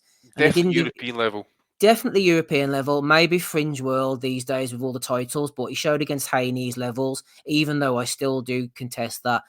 He didn't give a great account of himself that night, but he's rebuilt himself in Russia. The problem is, are they going to get anybody to come over and fight him with where the political situation is? Because he's not going to be able to go back to America again anytime soon. See if Boxrec is right. Klimas is his manager, by the way, so I don't know if anybody who's listening has maybe got access to Klimas. Maybe ask the question: Is Abdullaev, in the conversation for a title fight? I'm just going to put. Yeah, he must be by now. He's had about 7. He's had about 7 or 8 wins, hasn't he? Yeah, and he's got the rankings just now. I'm just going to see if he's ranked at all at this. What is he? 35, 135, 140. He was at 135. I don't know if he's still there now. Let me say 136 and a half. Yeah, he'll be lightweight. Yeah, he'll be lightweight. His Excellency will get him something. So they'll meet in Saudi Arabia. Well, I would love to see that, to be honest, if he could. I want the best for Zaur Abdullaev, don't we all? I'm really pulling for him. But yeah, we got through that card anyway, didn't we, Matty, one way or the other? Yeah, there's a lot going on there, and my God, there's a fair amount of cards in front of me for this week, and they're kind of all stacked on the same day. Oh, really? I could only find Foster Nova, so I'm intrigued. I've got that Mexican card as well. All right, yeah. So we got a comment first, Joe. We'll get this out of the way. Let's see here, Thomas Smith. Oh, that was the one I read earlier. Yeah, fantastic. Don't worry about that. Sorry, cool. I should have deleted that. Well, we're just keep rocking on through here. Let's see here. So yeah, on Thursday, we're gonna have a card from Commerce Casino in Commerce, California, and this is going to be Ricardo Rafael Sandoval taking on Jason Mama. And Joseph Diaz working his way still up the comeback trail against Jesus Antonio Perez Campos, the man of many names. So that is something for you guys to get up on Friday if you're bored, and you're going to have that one waiting for you. Sandoval, he was the one that beat Jay Harris. Maybe. Yes, I think he did. He's a body assault on eye. Yeah, Jason Mama, I'm trying to think. He's got one loss. That might have been Rigondo. I've seen him fight someone before. I'm sure I have. Let me see. Sonny Edwards. There you go. Yeah, in Dubai. I do remember that fight, actually. That's right. I think Edwards dropped him, actually. Yeah, round 10. Is that right? Aye. Yeah. There we go. Aye. There we go. You can always remember the first time. Well, that's not a good thing for him. So, yep, we got that on Thursday. Let's see here. And then we're going to have, let's see here. Which one do I want to do first? Yeah, we're going to have a Pro Box card on Friday, Steve, because Ooh. Wednesday is Valentine's Day, and they didn't want, the guys to have to fight with the women on, are we going to go out to dinner and do all this romantic shit, or am I going to stay here, get drunk, and watch boxing? ProBox said, no, don't worry. We got you guys covered. We'll move our shit to Friday to compete with the other 2 cards going on. I don't know if that was the best idea, but what are you going to do? So got a couple of good fights on here. Israel Rodriguez Picasso, 30-5 on a nice little streak. Taking on Ramon Cardenas, 23-1. This is a 122-pound fight.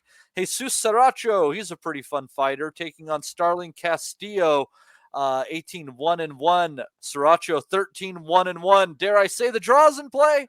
Ooh. For this 140-pound fight? We'll find out. I think Saracho was in Canada recently, as I recall. Let's see here. So we got that one from ProBox coming up on Friday. And then we also have from Mexico, Adrian Curiel. God, I hate his name. Sivanathi Notshinga. I should have just said Notshinga. I'm curious. In a rematch for the 112-pound or 108-pound title. Oh, yeah. Curiel lifted off of Notshinga in an upset knockout from the light punching Curiel. That was on the Cordina undercard, wasn't it? Yeah, that's what I was going to ask. Is this pure the reason why this rematch is happening all of a sudden quickly? Well, quickly. Must be just get the title back off him, yeah, I'll tell you so. Yeah, because obviously it was a big upset. When it was was it overhand right? It dropped him. South African. Yeah. It was just like it was complete out, right out of the blue. But yeah, it's anyways, good luck to the guy. But Notshinga's a pretty big 108 guy. I think he was having problems making the weight. I think Curiel keeps his title. I'm not sure. I think it's all set up for Notshinga to win it because he'd signed a promotional deal, hadn't he, with Eddie? But it's in Mexico. I know. Eddie will go anywhere, though, won't he? Yeah, but yeah, that's not working for Notshinga. Lara on the undercard as well. Yes, more excited about that. The return of Mauricio Lara. We'll see what he has after that weird performance against Warrington, taking on 27-2 Daniel Lugo. This is going to be at 130 pounds. Let's see here. Anything else that seems particularly banging on there? You never know about this one. Julio Porras Ruiz against Aaron Rocha Guerrero. Guerrero 10-2-1. Ruiz undefeated at 9-0. So you've also got undefeated guy there, heavyweight 5-0 Pacheco. Oh yeah, he's decent. He's a little fatty, isn't he? But he's got fast hands. I've seen him before, and I like him. Right on. Yeah, guys, I don't know. I think Notshinga might have been a little flash in the pan, and you got to think Curiel's not much of a puncher, and he took him out of there. I don't know. It's one of the ones, mate. You just never know in the weight divisions. You know what I'm saying? Just you've got guys. Honestly, you could literally pick any guy out of the top 25, and on the night you could pull it off because you could so many fighters that can come up in weight divisions because it's like £3 or come down £3 and that. I think the South African probably wins, to be fair. I was shocked as well after the first fight. Like I never kind of really expected that one to happen. I expected him to win that fight. As Steve says, he signed a deal with Eddie. I had seen him before actually. It was a couple of years before, and I forget which fight it was. It might have been the Ivan Serrano fight, possibly. He looked pretty good and was a devastating knockout. But yeah, I think he'll turn it around this time. We shall see. I hope Mr. Kennedy gets this into the prediction league. Steve, yes. Yeah, I think it will be in the prediction league, being it's basically a pick 'em fight with the books. So I don't know. What direction are you thinking? You're right. You were right up there with Holly last time around, who's kicking ass. I know Holly was on top of me, but I was looking to turn her over as best I could this weekend, but unfortunately I wasn't able to with Liam Dillon letting me down. Sorry, Holly. She was just too much for me, which is often the case. But yeah, I can't remember what was the other fight in the prediction league now this week. It was Dillon, Bellotti, and it was Devil Points on Williams. Oh, Williams against Sheeraz. I went Sheeraz KO with that one. I think so. It was all right. Good call, buddy. Yeah. So, Yeah, I'm looking forward to this one. Everyone knows I like watching the little guy fights. This should be good. And also Mauricio Lara coming back. Such an exciting fighter. I'm going to see what does Lugo have to offer? I'm trying to think if I've seen him. Let's see who he has fought here. Let's see here. He lost 16-4-1 Edwin Palomares. Didn't recognize anything there, like, to be fair. He beat a 10-0 guy, 12-1 guy recently. This is the hardcore weekend, this, isn't it, man? Fair play, Matty, man. I didn't even know half of these cards were going on when I was looking on BoxRec earlier. Yeah, not a whole lot. You did well. Thank you. I tell you what, this guy built a record out of nothing. We'll see. I don't know. The last couple wins he's got are pretty decent, though. He had a good 2023, pulling off 3 victories there. Obviously 19-35-1 guy, that doesn't matter, but a 10-0-1 guy and a 12-1 guy, that's not too bad. It's you don't know much about those other folks, but he's working his way back up the ladder. But Lara, man, I don't think moving up one weight class is going to diminish his power, especially he throws them from such weird angles, Steve. And it's a shame that I don't think he can make 126 anymore, because I think him versus Luis Alberto Lopez, man, that's the fucking fight. Mm-hmm. But Luis Alberto Lopez, I think, has a fight coming up soon, doesn't he? He's fighting that Abe, the Japanese guy. Yeah, first week of March. Yeah, a lot of people seem to think Lopez is an accident waiting to happen, but I think he's matured into a really nice, difficult-to-beat fighter. And yeah, absolutely, get him in against that Espinoza or even Ramirez. They might even look to do that or something, but yeah. Man, wish there was more to say here. All right. Now, going to Madison Square Garden, I'm assuming the Little Room. Going to have a little top-ranked card here. We'll see how this one goes. Last one wasn't so fantastic, but struggle with the snooze, Matty. No, I was trying to. I thought Steve was going to go longer, so I got a little hard. You stuck into a sausage roll or something there. No, so I got a piece of hard candy. He's getting longer. I'm like, what kind of a bitch?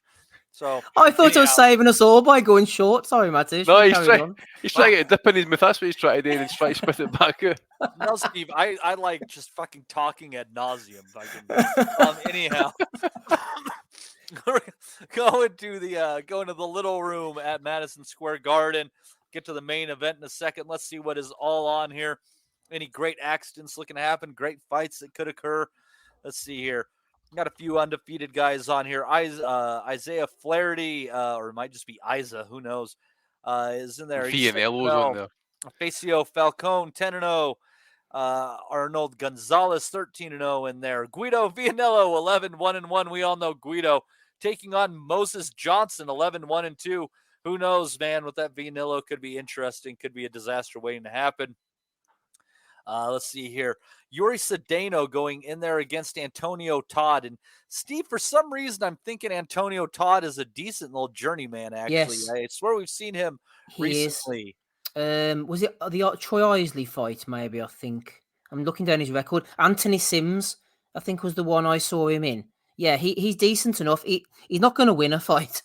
He's not going to win, but he will give you trouble. He will have a go. And his last fight there, that against Jalon Pridgeon, I'm pretty sure I saw that. Santino Jr. That's where it was that he came out of. Yeah, maybe the Pridgeon fight. I didn't see that now. Actually, I'm looking down it, but yeah, I definitely seen him going in against somebody and causing a future problems. And yeah, against Isley, Hicks, he kind of takes him a distance. He's happy to take his shots. He looks about 50 years of age, but he's actually only 29. He is a grizzled journeyman beyond his years. Antonio Todd. His name stuck out to me as well, Matty. That I was familiar with him too. And Vianello. Yeah, Vianello's on the card as well, 8-rounder against Moses Johnson.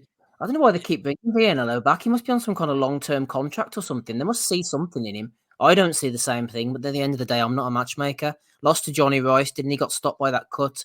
Came back against Curtis Harper. You got to be beating Curtis Harper these days, man. He's a flipping big fat mess, isn't he? Yeah. What else is on this card? You need to check that Moses Johnson's BoxRec profile picture.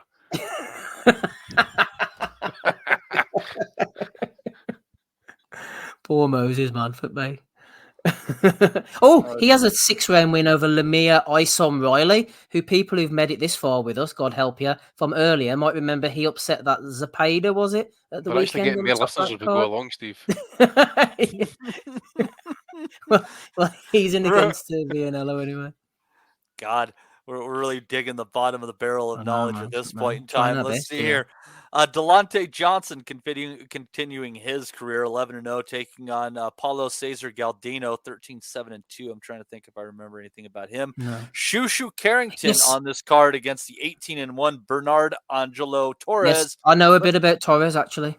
Please, Steve. Yes, he's a Filipino southpaw who's based in Norway, and I've actually seen him fight before. I remember him mentioning him to Andy. Yeah, he's very confident because not only is he fighting Carrington, but he has a fight lined up for the beginning of April in Oslo against Jason Juarez.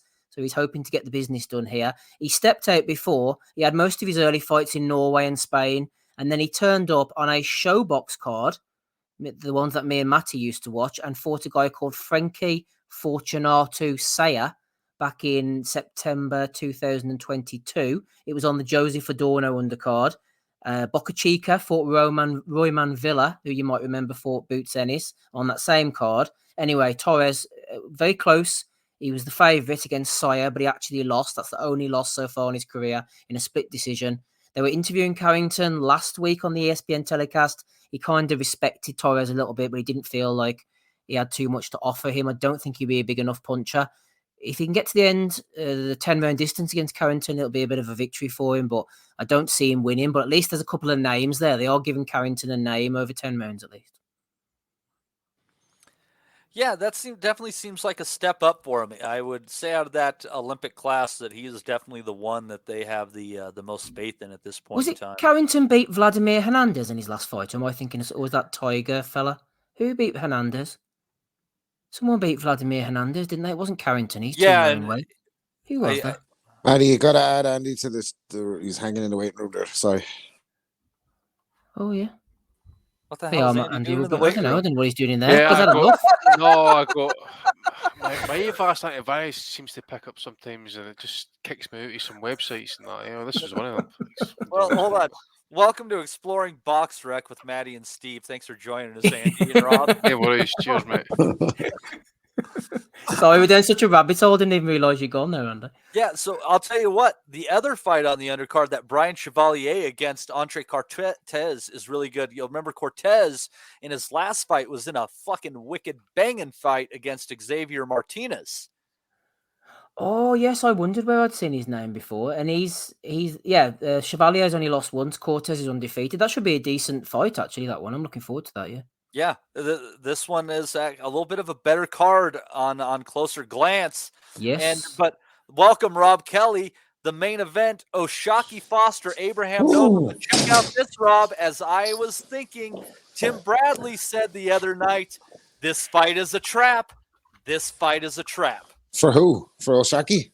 Yep. For us? Yeah.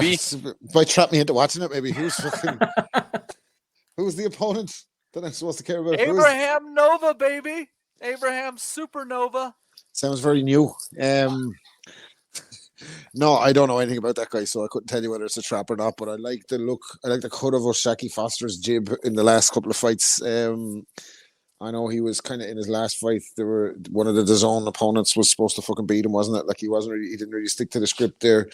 He looks like a good fighter on the up, but I don't know anything about this guy Nova. I haven't seen him at all, so can't offer any insight about that. And I'm sure you're delighted that you got the half night for me to jump on and talk about fights that I don't know anything about. So don't know anything about this guy. Let me know. Enlighten me, Maddie. What is Abraham Nova like? What does he bring to the table? Is it going to go over 6 rounds? Is there a parlay here that you could fucking pair this up with to make some bread off of? I can only lose you money if I say how to bet it. But I will tell you this, Rob. The only knock on Nova's resume is a loss to Robesi Ramirez, after which Nova moved up to 130 pounds. And in a fight that was basically a pick 'em with the books, he beat Adam Lopez, who Steve and I both rate. In that fight, he dropped Lopez a couple of times. And the fight after that, He took out Jonathan Romero in 3 rounds. He seems to be a better puncher at this weight. And if I was you and a fan of Foster, what would concern me is the fact that he is going to be about as long as Ray Vargas in his dimensions, but he can punch at that. So if Foster is sitting there trading some jabs with Abraham Nova or trading at jab distance, he could get hit really hard with a good straight punch. And you also don't know if that fight that he had recently against Andy, help me out here. I'm speaking of Foster, against Rocky Hernandez, where he won in the 12th round with a stoppage. You don't know if that took anything out of him either, Rob. That was a pretty rough fight. Yeah, but I guess he hung in there. We'll see. I don't think like as good as Oshaquie Foster's kind of coming at a good time, isn't he? Because there's not that many kind of guys, new faces, like, and there's a bit of light on him for the moment, but we'll wait and see. But then again, I said that last week about Keyshawn, didn't I? And then he went down and fucking smashed Pedraza to bits. But I don't know. I wait and see. Like, I think Oshaquie Foster's a good fighter, but I don't think he's anything sensational either. Like, so the possibility of him losing is not like hugely surprising to me. You get me? And it would be a hell of a turnaround here as well, Andy, because a few people said he was their fighter of the year. Steve, correct me if I'm wrong. I think maybe Dez said that he was his fighter of the year for Oshaquie Foster. Yeah. Because he beat Ray Vargas and then that fight with Rocky Hernandez. Yeah, I think that's fair enough. It's some career turnaround, isn't it? You know, he really has fought his way the hard. I know he's had a tough. Wasn't he in prison at one point as well? And he's had a couple of family members shot and stuff. And on the hard road. He's on the hard road, isn't he? He's done a bit of shovel. But I don't know. I'm not sure about Nova.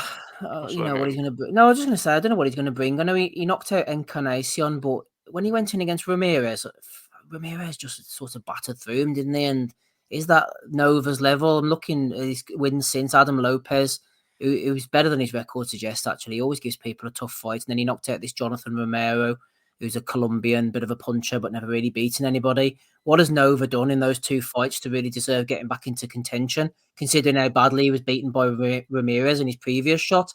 Which leads me to believe they're giving Foster not a handy one, but one he can win. He's not the biggest puncher in the world, so I think he'll probably be on points, but be surprised if Nova has really turned his career around that much at this stage that he's going to upset Foster. I think Foster's in a real nice groove now, and it's all odds on for him to outbox Nova. I'm not really sure what he has to offer at this level. Yeah, it's a good question. Jamie throwing in 199 in there. Thank you very much. Go on, Jamie, lad. Hey, it's fantastic. We're keeping the lights on. I love it. We're going to get a candle.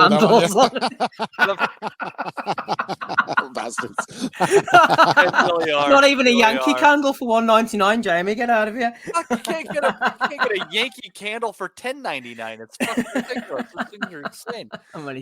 Anyways, I'm glad you're embracing the Yankees now. But Andy, it's just the fact that Bradley was also jumping on that idea. Maybe it's confirmation bias on my part, but I've been fully impressed with the way that Nova looks at 130 pounds. I'm not saying an entirely different fighter, but a more stable fighter, a better punching fighter, a more confident fighter.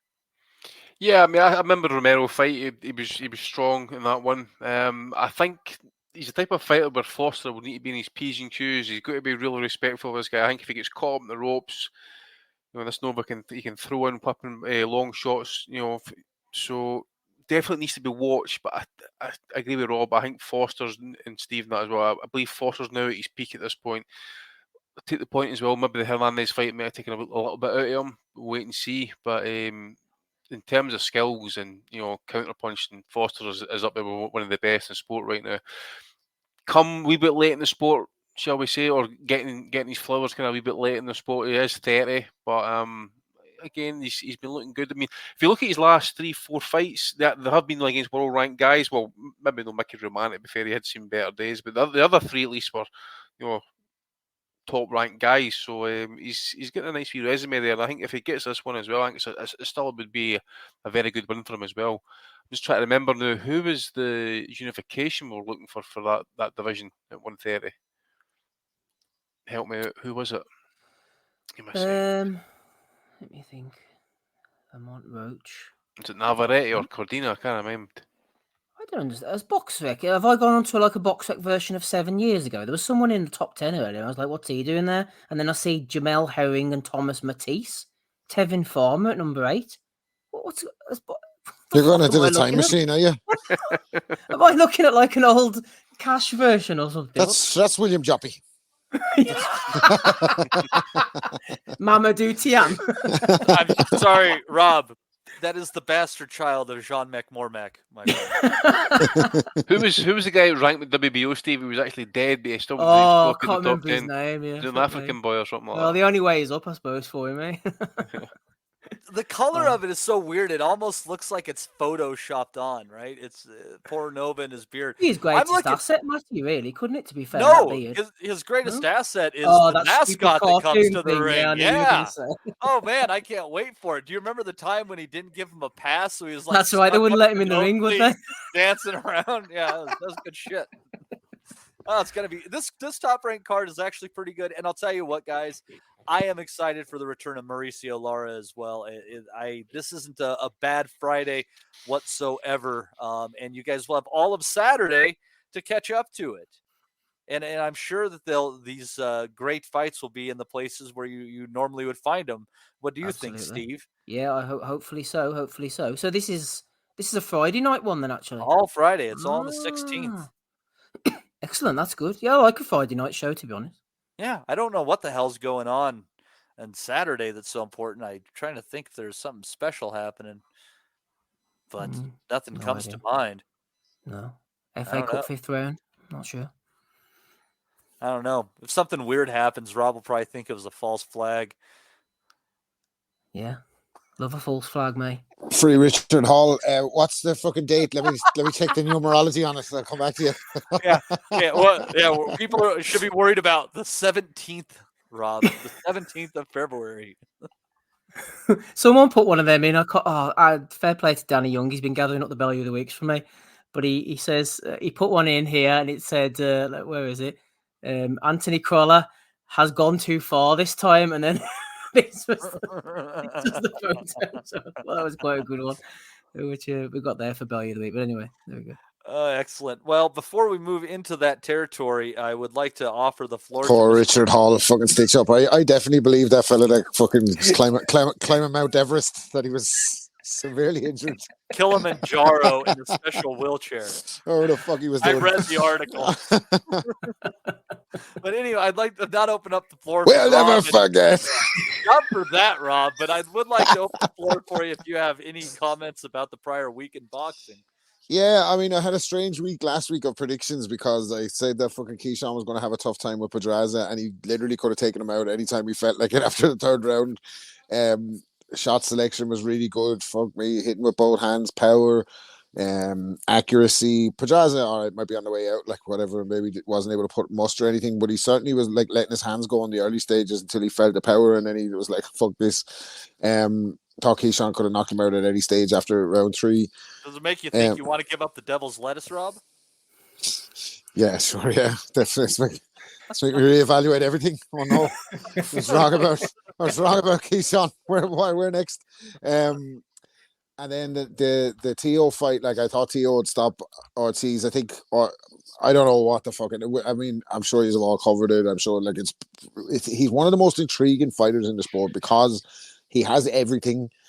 Athletically, he on his day, he's capable of beating anyone. He's capable of beating Lomachenko, capable of beating these guys, Josh Taylor, and doing it without looking bad. Like, and then if it seems like if he comes up against an opponent that he's not motivated for, or he hasn't, I don't know if he hasn't prepared, or he hasn't watched enough tape. I definitely think I think it was a mistake them getting rid of Joey Gamache as the co-trainer. I think since the dad's been doing it on his own, he's had more of these nights. He had the Sandor Martin, he's had this one against Ortiz, he's had the "do I still got it, bro" moments, and you're asking yourself these questions as well when you're looking at him trying to cut off the ring. It's like, for as athletically gifted as he is,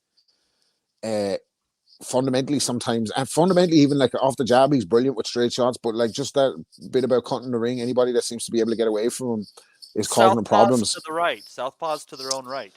Yeah, and he was just struggling. But even like the southpaw thing, I don't go for that too much with fighters because, like, even at a basic level for amateurs, like orthodox fighters are told, like, get your fucking left foot and your left hand on the outside of the southpaw, like, and if you don't fucking look to move to his like, that's a basic fucking thing. So I don't always buy into that. I know fellas just have trouble adapting to the style, but I think it's just it's muscle memory and stuff and stubbornness with certain fighters that they don't want to go the other way. But with Ortiz, I think, or with Lopez rather, I think there's just too much pressure on the kid to be a star. There's too many mouths to feed. There's too many fucking people in the back end. His dad's there. We've spoke about it millions and millions, and I think he's a bit mentally fragile. I don't think he's actually comfortable with being a star, and that's why you get those fucking mad rants that come out of his mouth about, what was he talking about? Fucking pyramids and eagles and all kinds of crazy shit. Like at the end of the fucking, like the Egyptians said when they built the pyramids, "United we stand." That was anyway. You get me? Like, so I think he's not really comfortable with being a star, and he's kind of forced into the limelight, and that's where you get this. He just looks like a kid, an awkward kid who's not that bright, who has too much to deal with, and I think it comes out in the ring. Like, I really think he's a good fighter.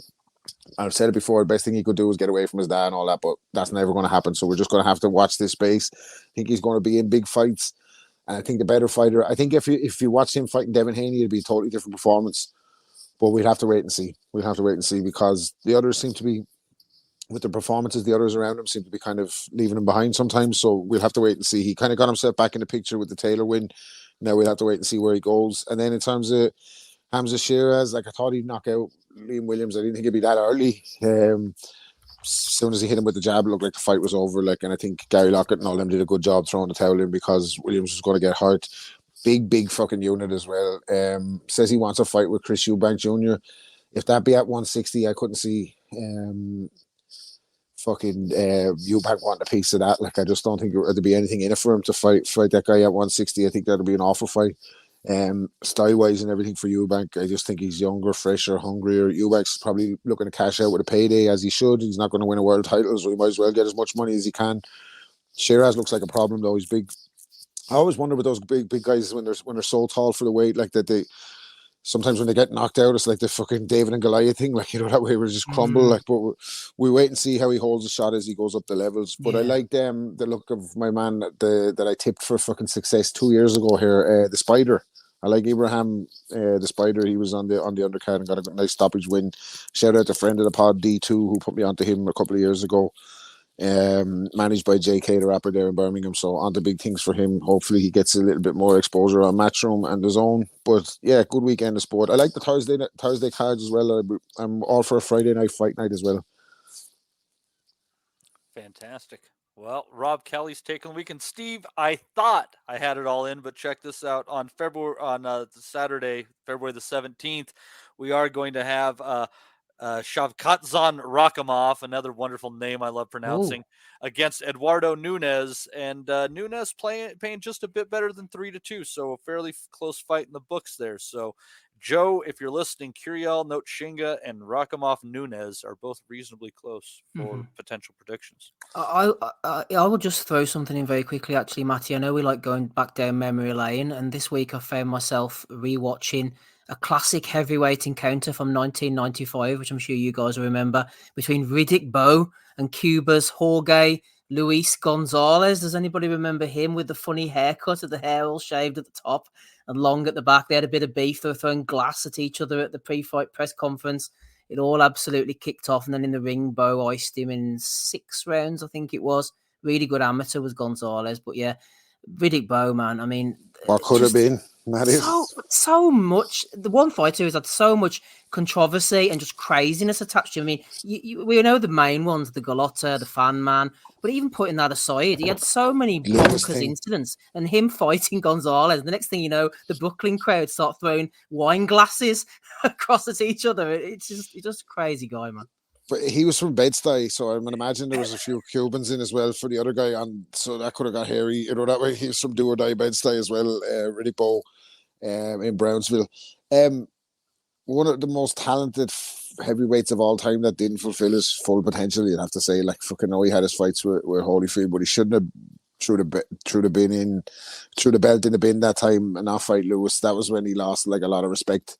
And I think Lewis, he was just spooked by Lewis. I think he thought Lewis had his number and he didn't want to fight him. And it hurt me to say that because Bowe was like a fucking, he was going to be the heir to the Mike Tyson throne for the young boxing fan. Like he was the next most exciting guy on the block. Like he had the Fila endorsement and everything. He was going places. But his biggest downfall was his lack of discipline.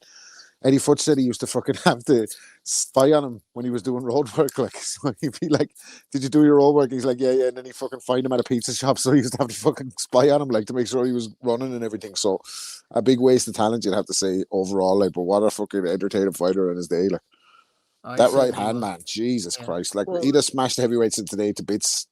It was that right hand, Rob, that done for Gonzalez. And the thing was, he had previous with Gonzalez because the two of them were smack talking like mad, but because Gonzalez had beat him in the Pan American Games semi-final, then gone on to beat Lennox Lewis in the Pan American Games final back as an amateur, and he'd beaten Teofimo Stevenson in '83. So Gonzalez was an absolute beast. Like he'd come up in Las Vegas, managed to get himself over from Cuba, knocked a load of people out, and then him and Bowe went to war. But Rob's right, Matty.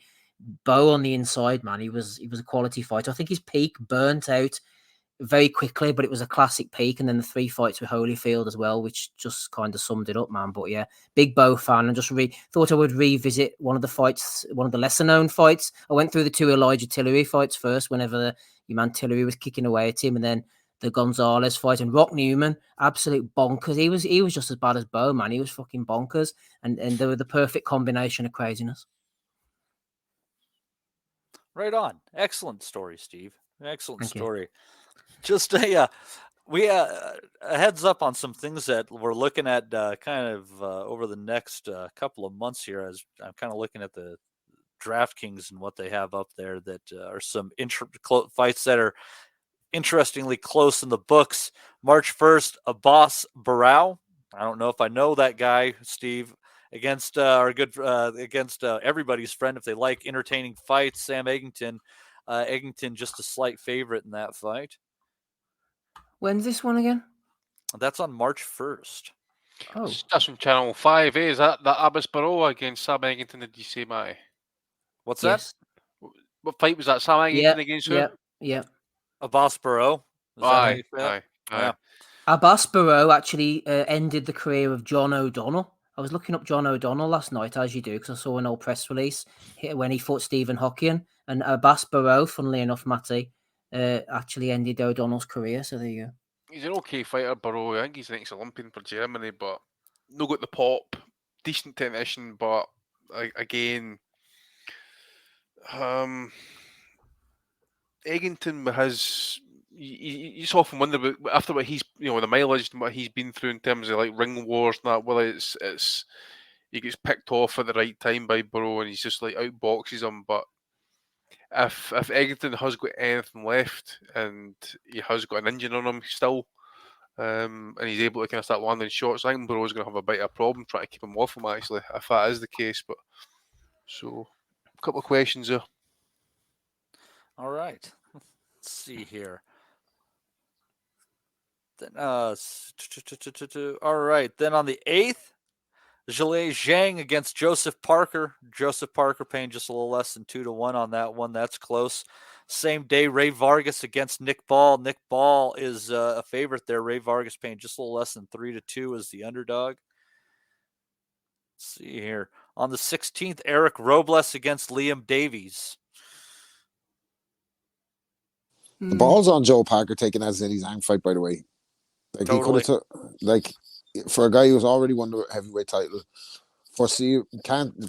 realistically can't get a shot at a belt for the bones of 18 months, 2 years from here, and he's still like fucking training, trying to improve, trying to get better. Just fought Deontay Wilder onto Zhang Zhang. Like, I don't favor him in this one, to be honest with you. Like, I can't see a way for him to win, but we'll see. Like, excellent. Let's see here. Oh, did I miss something in there? The boys are talking about, Dez was mentioning that the fan man incident, they initially thought it was an assassination attempt on Louis Farrakhan, who was mates with Riddick Bowe and was ringside, which would explain why the Nation of Islam security beat the living shit out of that guy when he fucking dropped in the crowd. It does explain more. Hit his head like a speed bag, man. He was getting the fucking head pinged off him. He was a troubled man, wasn't he? James Miller, the fan man, suffice to say. And he was a peace campaigner. He said apparently afterwards he said he didn't like the violence of boxing, so he decided to come in on a paraglider and put everyone's life at risk. But he really didn't like the violence of boxing when he landed in the fucking crowd. Could you imagine if he actually landed up in in amongst floodlights and stuff? Hit the electrics, man. No, it would bring a whole new definition to the AC/DC song "High Voltage." Yeah, I wish he just landed in front of the two of them just as fucking Bowe was about to throw an uppercut and just fucking fanned him out of the ring again on his parachute. Fucking, it would have been amazing. What's your man's name again? Ringside. What's his manager's name again? Rock Newman. Rock Newman, that's the one. Oh, dude was like swinging for the heavens, that guy. I was watching that fight live, believe it or not. We were out in the middle of the night watching that live. I couldn't fucking believe what was happening. We couldn't believe it. We were like, what the fuck is happening? 20 minutes before the fight had to restart. Lampley and all. There's a guy as coming through the ring. Fucking Lampley was lost for words, wasn't he? This is a monumental disaster. Actually, fucking. Rob. I mean, to be fair, Rob. I mean, that fight was seen by so many people. I mean, it obviously influenced Hamas. For fuck's sake. Moving swiftly on. Jim could have picked a softer crowd to land. All right. You diverted my subject. All right. Now Jim Lampley has one of the greatest, and it's very telling because on this day, 34 years ago, the biggest upset in boxing history, another one that I fucking was alive for, Buster Douglas knocked out Mike Tyson in Tokyo. But after Tyson, he was pinging the head off Tyson comfortably for 8 rounds, far wide ahead on the card. Tyson was looking fucking sluggish, looking like he's probably fucking had a rough night out in Japan the night before. He's no fucking ice in the corner. They're pouring water on his neck. There's no Rooney. It's all falling apart. And in the 8th round, I think he fucking pulls an uppercut out of nowhere, and that's where the long count came in. Like when they got Douglas, and he fucking dropped him. But Lampley afterwards said, Douglas got a little overconfident. Got a little loose. He goes, got a little overconfident. Got a little loosey-goosey. I've never heard that fucking phrase before or after in a commentary fight in boxing terms. He got a little loosey-goosey. He got his fucking head flown out of the ring. Fuck me. Oh, back on the train here. Let's see here. The card on the 30th with Tim Tszyu and Keith Thurman. Thurman paying 5-1 as an underdog. Big underdog there. Isaac Cruz opening up as a fairly substantial favorite over Raleigh Romero, who's paying almost 2-1. And Sergey Bahuchik is paying about 3-2 as an underdog to Sebastian Fundora. And I got to tell you, Andy, my hunch on that one is if a dude's getting like stopped by Brandon Adams, I think you're going to probably get stopped by Sebastian Fundora. Just my hunch. I think if you're looking for value there in the underdogs, you got to go for Raleigh. Like I think Raleigh's got him with a shout of beating Cruz. Yeah, Cruz at 140. He's just I don't know, man. I just don't see it. I think Raleigh's going to beat him. There's my hot take for the night. Yeah, I feel it's Raleigh's time. This is Raleigh time. Yes, it's about time, motherfucker. Jesus. Joe Burnstone in 499 says, love to the boys on the pod and the Nutters in the WhatsApp group. Yes, they're fantastic. How are all the boys doing on their fitness journey, by the way? They're doing well. They're doing well. Yeah. See here. On the 13th, all the guys are in credit. On the 13th, Jordan Gill against Zelfa Barrett. With Zelfa Barrett, God, he's paying, 1-2 on that, basically as a favorite. So pretty big favorite for Zelfa Barrett. You got to be thinking size difference. The odds books are playing on there. Not a lot to prove that of your 130 cred by knocking out Mick Conlon, who should be at 122, huh, Steve? Yes, I think, yeah. All right. Is Gill's fighting Barrett, did you say, yeah? Yeah. Yeah. I don't know about Mick, man. I think he's going to have to take a long, hard look. Even if he comes back and beats someone, they put him in a couple of guys of a lesser level. Where's it going to end? As soon as he steps back up again, he's going to be dancing on a tightrope again, isn't he? So it's a difficult comeback for him. Yeah. Interesting, in a couple weeks after that, an interesting rematch. I'm kind of shocked that they have it up here this early. I mean, it's not, these guys aren't deep resumes. They haven't had a lot of fights between them. But Jericho O'Quinn and Peter McGrail going at it again. You might remember that fight. McGrail was working Jericho O'Quinn over until he landed a right hand from hell against the ropes there, registering a knockout of the year candidate there. So that is a fairly interesting rematch going on there with O'Quinn paying like 5-2. Let's see here. And I'm sorry, I do my best to transfer these fractions for you guys. Let's see here. Opataya, big favorite against Bradis in that rematch. Fury slowly leaking down with Usyk paying dead even money now. And Beterbiev against Bivol is a basic pick 'em with the books. Interesting. I would have had Bataria favorite there, but I can see why. Like I think Bivol has a chance of beating him for sure, but I would have thought Bataria would be favorite there. And what's the other one you said? Usyk is even money. I could see that now as well. With the longer the fucking fight goes without happening, I think the general consensus in the boxing public is that Fury's ducking Usyk, isn't it? So you can see why the money's going on him, but. The longer the fight takes before the happening, yeah, I still think Fury will beat him, but we'll talk about it when it happens, if it happens. It might be one of those fights where you got to look at the numbers and see what they are for an over-under and for the fight to go the distance, because my hunch is that either Fury has something left and he's able to big man and bully Usyk, or Fury is done and Usyk is going to use his feet, use his hand speed, and just light him up. And we're going to know in about 3 rounds what way it'll go. Yeah, I could see that. I could see the thing about these big fights that get put off is that by the time they get made, generally one of them is not what they were. So you look at Floyd and Manny, it took 5 years to make. Floyd won comfortably. I think he always would have beat Manny Pacquiao, but people say that version of Manny wasn't what he was, like, or whatever. He'd been knocked out by Marquez. He fucking had close fights with Bradley. He wasn't. He was there. They reckon he was there for the taking or whatever, right? He touched Floyd pretty well in the fourth. He caught him twice, I think, in a fight where Floyd just covered up and wrapped him up, didn't he? Like, he wasn't going to get out of hand, but he definitely rocked him for sure. But and then there was Crawford Spence. Like, by the time Crawford got Spence, you can say what you want. Like, I gave Crawford for the performance. Like, but we wanted to see it when Spence was fit and younger. That way they should have fought before Spence unified, but that's not the way the business goes. But it's just generally when they make you wait, one of them lets you down, like, for big fights. Well, and sometimes even when they meet in their prime, it just ends up being a little bit of a bummer. Or, there's fuckery about and stuff like that. Like, I have to people said that at the time about James Toney or Roy Jones, but I think in retrospect you look back, like, just fucking Jones was just too good. Like, on the nights when they both met prime for prime, Jones was just better. Like, Canelo Golovkin, remember we waited for that one, and then they got the skull fuckery with the decision in the first fight. Yeah, Golovkin definitely won the first fight, no question about it. I think Whitaker and Chavez fought each other when they were both at or near their peak. I think that was pretty fair game on that one. Shit decision. Oh, yeah, the shittiest of decisions. Biggest robbery of all time. No, it's terrible. Yeah, Trinidad and De La Hoya, I think they're both about at their best there. You might even extend that. I had that draw, by the way. Yeah, you might even extend that over. You might even extend that over to Mosley against De La Hoya the first time around. 100%. 100%. They were close to their primes when fucking Mosley and De La Hoya first fought. First fight was a great fight. The speed of the pair of them. Yeah, unbelievable. I'm trying to see something. I came across all scorecards that I'd written down in the past. I'm trying to see if that fight was on it. I'm sure. Give me a second. Gonna see Andy on an episode of Hoarders. It's just all these handwritten notes. Fucking throw you out before I throw out my shit. Fuck that. You're fucking right, man. I've got boxes fucking full of shit, man.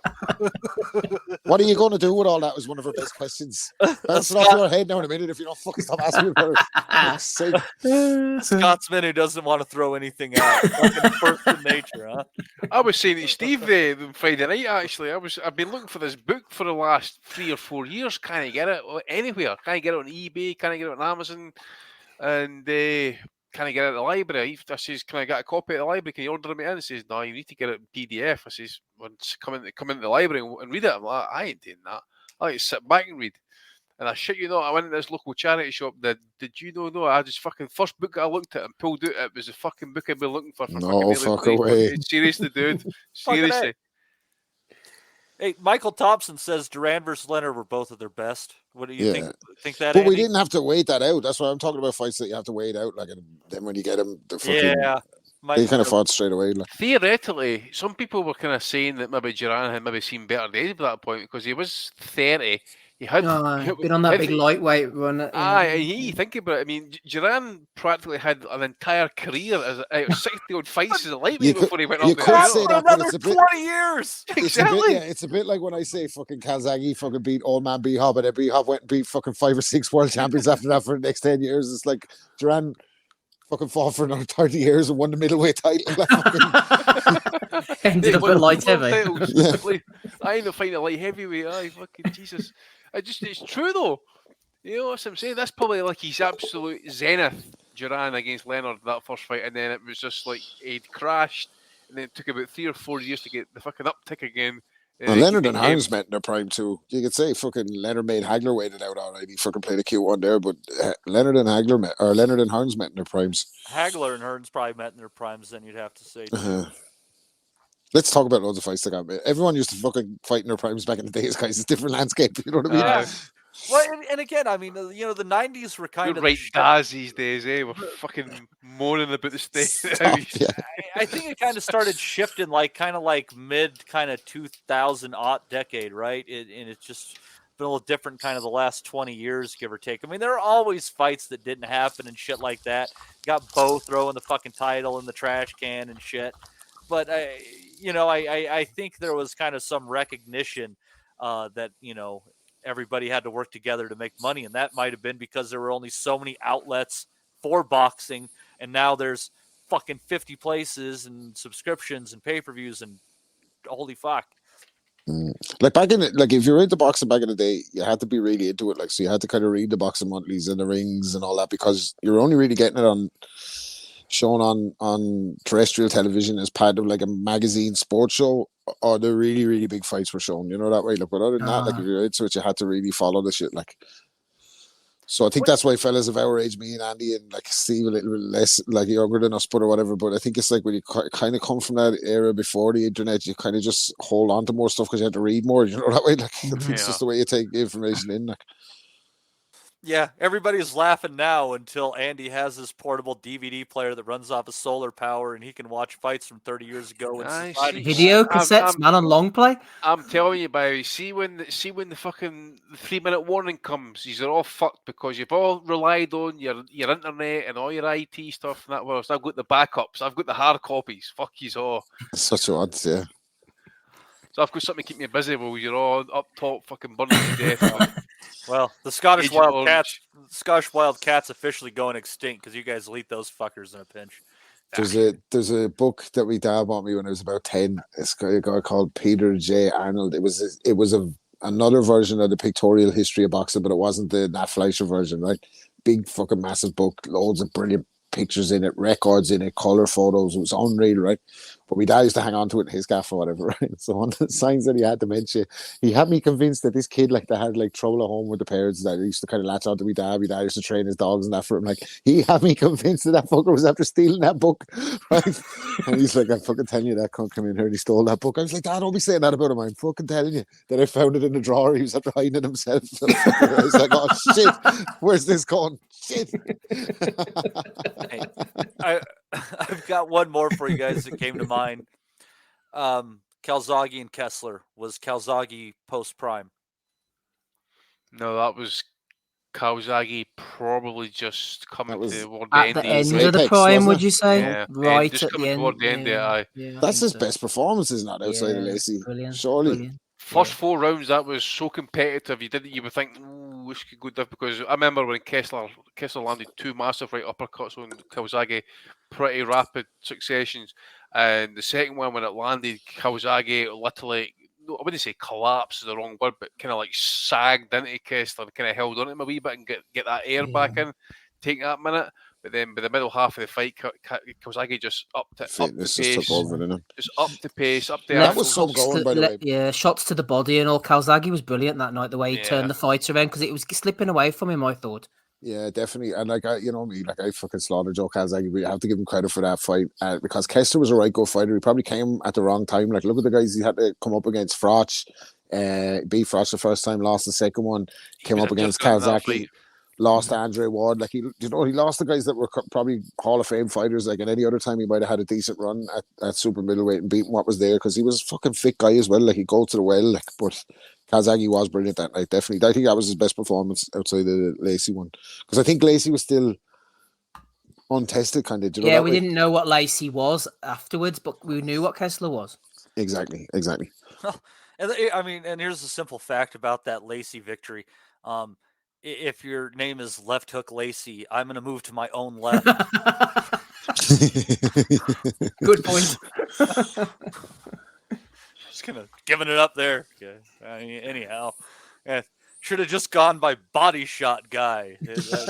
Anyone that's into boxing books, by the way, where we're talking about it, I might have mentioned this previously on the pod because my memory is a little bit hazy, as you know. You should talk to Keyshawn Davis about that one. But there's an unbelievable book. It was called Frank Warren's International Boxing fucking something 1988, right? It was a recap of fucking 1987, all color photos. But at the back of it, it has tons of records. Like, I know you can get them on BoxRec and all that, but like, it's fucking, you get the photos with him and the signed photos and all that kind of carry on. But you can get it on secondhand now, like for like £4 online. So any boxing book collector is worth having in your collection just for the records alone. Right on. Well, hey, I think I've done enough for us to be able to get it over the 2.5 mark. So more than enough, Matty. Well done. So fantastic. Well, we reached for the stars and we have found our way into space. Good for us. So Steve, I guess I'll hand it over to you for the Bellew of the week. Thank you, Matty. We reached for the stars and end up at Abraham Nova. Who knows where else we're going to end up here for Bellew of the Week, episode 559. Andy's here, Rob's here, Matty's here, and me, Steve. To play us in, we have an old favourite from Floyd. He's pretending that he's got friends again. Let's have a look.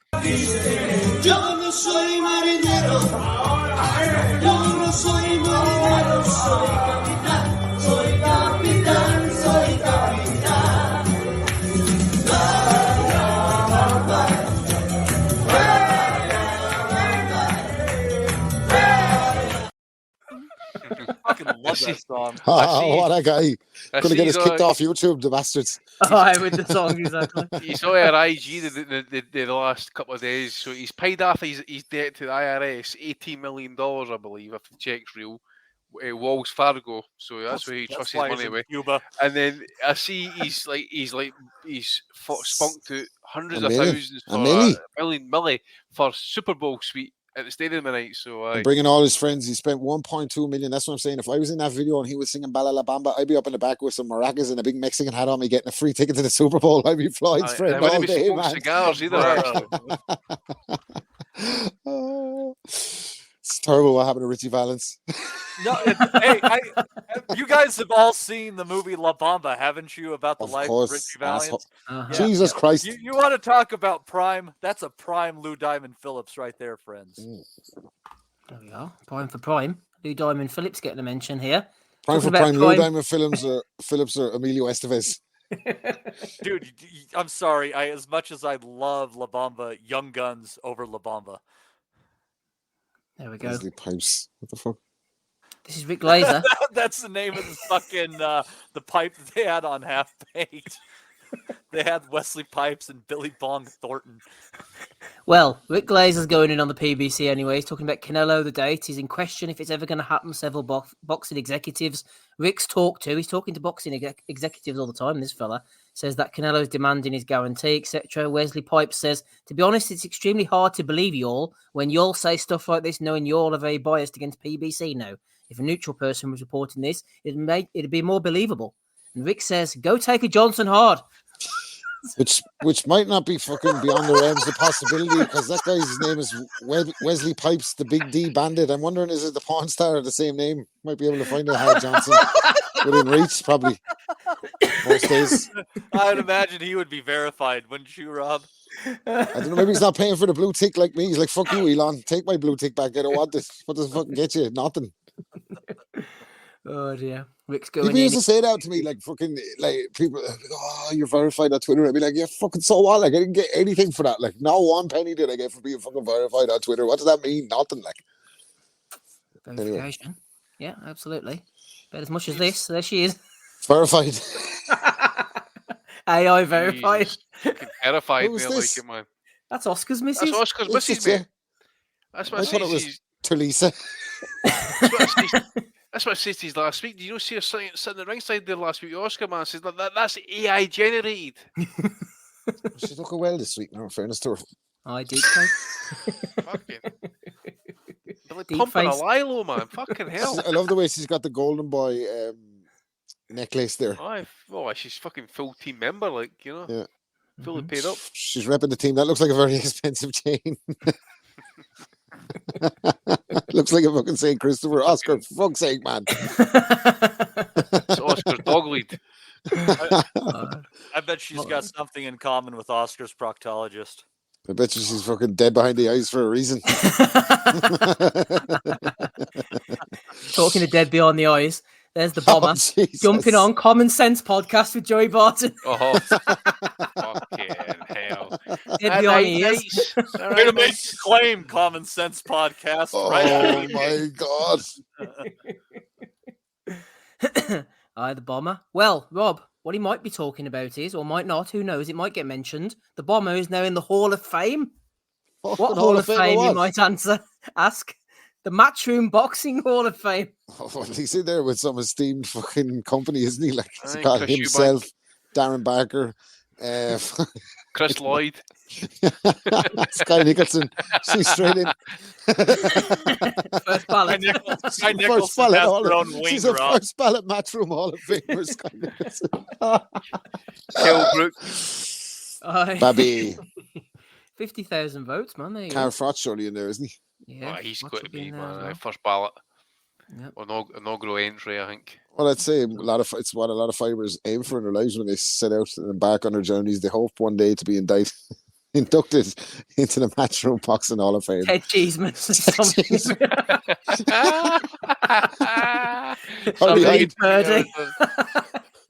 Or behind isn't there as well? I think the dancing. Look at Lee Haskins gets presented to people. People forget who he is because yes, they got his name on his trunks. Someone in the Nutters chat said the place was vacant.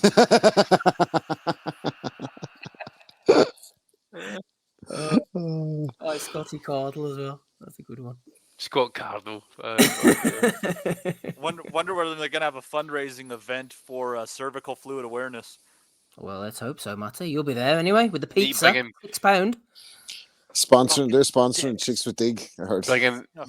Bring back Herbie Hyde. I can get the British Ali. Aye. Linares should be in there, says Tom. Linares should be in there. Amazing. Eric Molina. Should shine his way into the Hall of Fame. Well, if that's the case, if Linares should be there, then so should fucking Canelo. I definitely flip me. He's beat up all the fucking Brits in Matchroom. Jesus Christ. Rocky Feelings in there. Oh my God. Billy Joe Saunders. Yeah, Billy as well. Yeah. All the fans. Martin Murray. No, Matt Murray was nominated a whole load of times, but he never got in.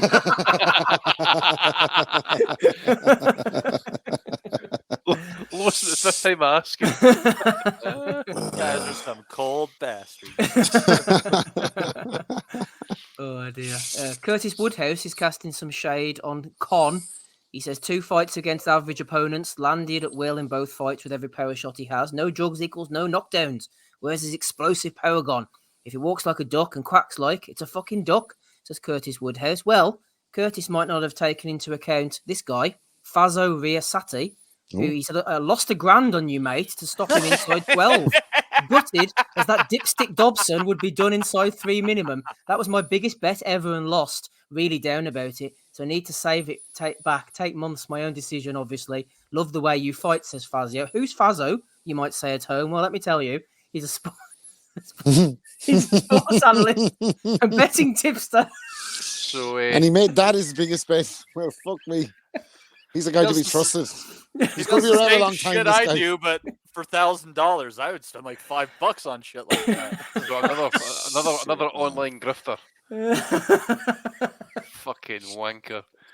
It's mad how people believe their own hype. Like, how did he fucking decide he's a sports analyst and betting tipster? And he spunked a grand on fucking Ben versus Pistol Pete at fucking 7:30 in the morning. What's wrong with this guy? Like, to be fair, sports analyst is a pretty broad term. I mean, if you watch sports, yeah. Are we sport analysts, Matty? You could be a betting tipster. Yes, we are. Yes, yeah, but we're not like. Hold on, we're not like self-proclaimed ones, are we? Like, people might say that's what we are, or just lads who talk about boxing, but I don't think you hear us fucking coming out and saying we're sports analyst. Rob Kelly is going to take us into fucking Bellew of the week here. In the fucked up world of language, yes, Steve, we are sports analysts. Just as when I was an assistant golf pro, I was technically a professional athlete. Fuck off. Put that on your WordPress, Matty. Exactly. Stick it on your tombstone, you cunt. Fucking hell. Former pro athlete. It's part of my argument that golf is a game and not a sport, but that's for a different podcast. Yes, really a sport. Is it like darts? It's not really sport. As Matt Stanton said, fucking analyst. Analyst. Well, Donnie, I suppose. Oh, actually, if you put that back up, Steve, if Donnie sees that, he's thinking I've done analyst. Oh, yeah. Yep. Shout out to Donnie. All right, let's move on. This one. Don't shout him out because he'll come on in fucking 2 minutes when it's about to be over and just go, what? You guys said what? Hold on. What was that? Wait, what? Oh, I was going to read this. This is what it was. Donnie's the white Chuck Woo. Quality. Oh, this is a good one. This is an interview apparently back in the day with Razor Ruddock. It was Razor Ruddock, wasn't it, Andy? This one that came in. This one came in late last Sunday after the pod, so I'm trying to remember it now. Someone, KO magazine said to him, Razor, as a child, you once put on one of your mother's dresses, ran away from home, and hid in a cemetery. Relate that story to the readers. Razor Ruddock, very angrily. Who told you this? KO, it's also in your press release. Razor, you're kidding. KO, I'm telling you the truth. Razor, I didn't tell Mohammed, that is, to put this in no paper. I told Murad and those guys that in confidence, for their own entertainment, for their own enjoyment. I don't think they should have gone and put that in the paper. That was between me and my family and the few people I told. You know something? It's a tough one saying that to a 6'5" Jamaican, isn't it? What you used to put on a dress, pal, when you were a kid. Boom, back on. Fucking hey, all I'm going to say is this: Cat Williams is right.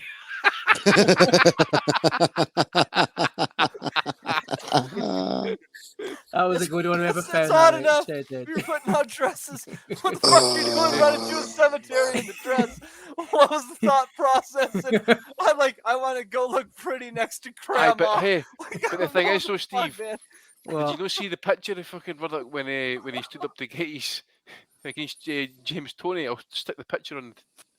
Download that one. Please pick that up. This is a relation to that one. You need to go into anybody listening. We need to go into YouTube to actually see this, to actually kind of correlate. Oh yes, I think at the time I cut this, didn't I, and put it up as part of Bellew of the Week. That's right. That was during the infamous Tony Ruddock fight. Where was that? In the Bahamas, or was it? A few months ago. It was a few months back. Yeah. No, I in Jamaica, wasn't it? Oh, was it in Jamaica? Yeah, it might have been Jamaica. That's right. And the man were playing. That's right. The great return for Razor Ruddock. That's right. Yeah, that was a good one. Whoever put that in anyway. Oh, there you go. He'd been taking female hormones anyway for that fight. I thought that was. I'm not even going to say who I thought that was. Just going fucking down out there. You can see why he kind of correlated with the dress a wee bit there, you know. His ring name should have been the pastel tombstone. I love the way they fucking dyed James Toney's beard back black for the fucking fight as well. By the way, nobody picked up on that. The motherfucker's had a white beard for 10 years. He turns out with a fucking rolling back the years, Rob. This is it. Oh dear, there's some good ones this week. Rick Glazer again sneaking in here. Someone revisited this one back from the Corona days. Rick tweeted out, because of the coronavirus, my wife and I will not be eating any Chinese food until this epidemic is straightened out. It's not the fear, but we all need to penalise the Chinese everywhere for this worldwide outbreak. Well, that was the famous tweet, but the lesser-known tweet was Rick quote tweeted himself and said, "Remember this tweet? A local Chinese food delivery spot just called me and said in broken English, 'You no order lately. You all right?' I replied, 'Fuck you and Chinese food.' Yes, I continue to penalise anything associated with the word China for lying to the world about coronavirus. Well, I'll let's take show them. things that never happened for 600, Alex. Good love a man, that principle, eh? That 1.8 billion population shaking in their boots at the Conor McGlaser not fucking buying Chinese food in America. They must nearly have the fucking regime on its knees. Xi Jinping shit his pants. Well, here's another good one as well. Somewhat Carlos Estrada tweeted, "Who is this? Wrong answers only." And Lou DiBella tweets out, "Rick Glazer?" ? Someone tagged in Rick. We're waiting for his response. That was earlier today, though. Oh, man. I think it's going to be something along the lines of, "Lou, you fake ass promoter, why did you take Hard Johnson?" Something like that. He hates DiBella as well, doesn't he, Glazer? He's going to have to change his language up. What do you think that'll go with Stiff Richard next time? No, probably. He's loving life, is Rick, talking to all these major promoters. His wife has to love it. Oh, yeah, I'm sure she does. Life with Rick has to be great. Someone nominated Hamzah Sheeraz for turning up looking like, was it, Matty, a cheap Las Vegas magician? It was a Bond villain, actually.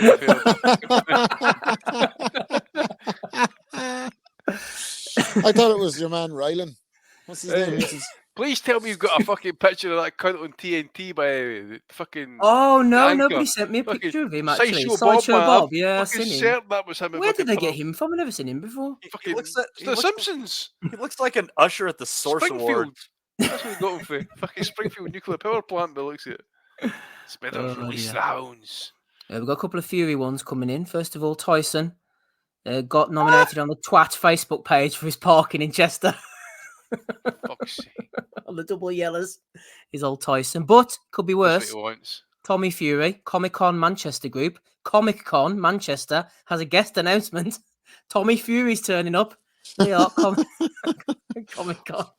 I think that's a better place than a Comic Con. Isn't that the thing where all the fucking fully grown men dress up as fucking Batman and all they go to the convention together to talk about comics? And Holly. Why is Tommy Fury going to that? Like, is there a big Love Island crossover with the comic book fraternity? I don't know, man.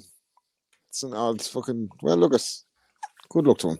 Fucking clown shoes. We wish him. Yeah, the guys that are going to the comic, get a fucking life for yourselves. You guys gotta fucking talk about comics. Grow up, will you? What's the matter with you? We can only imagine what they're doing this time on a Sunday night.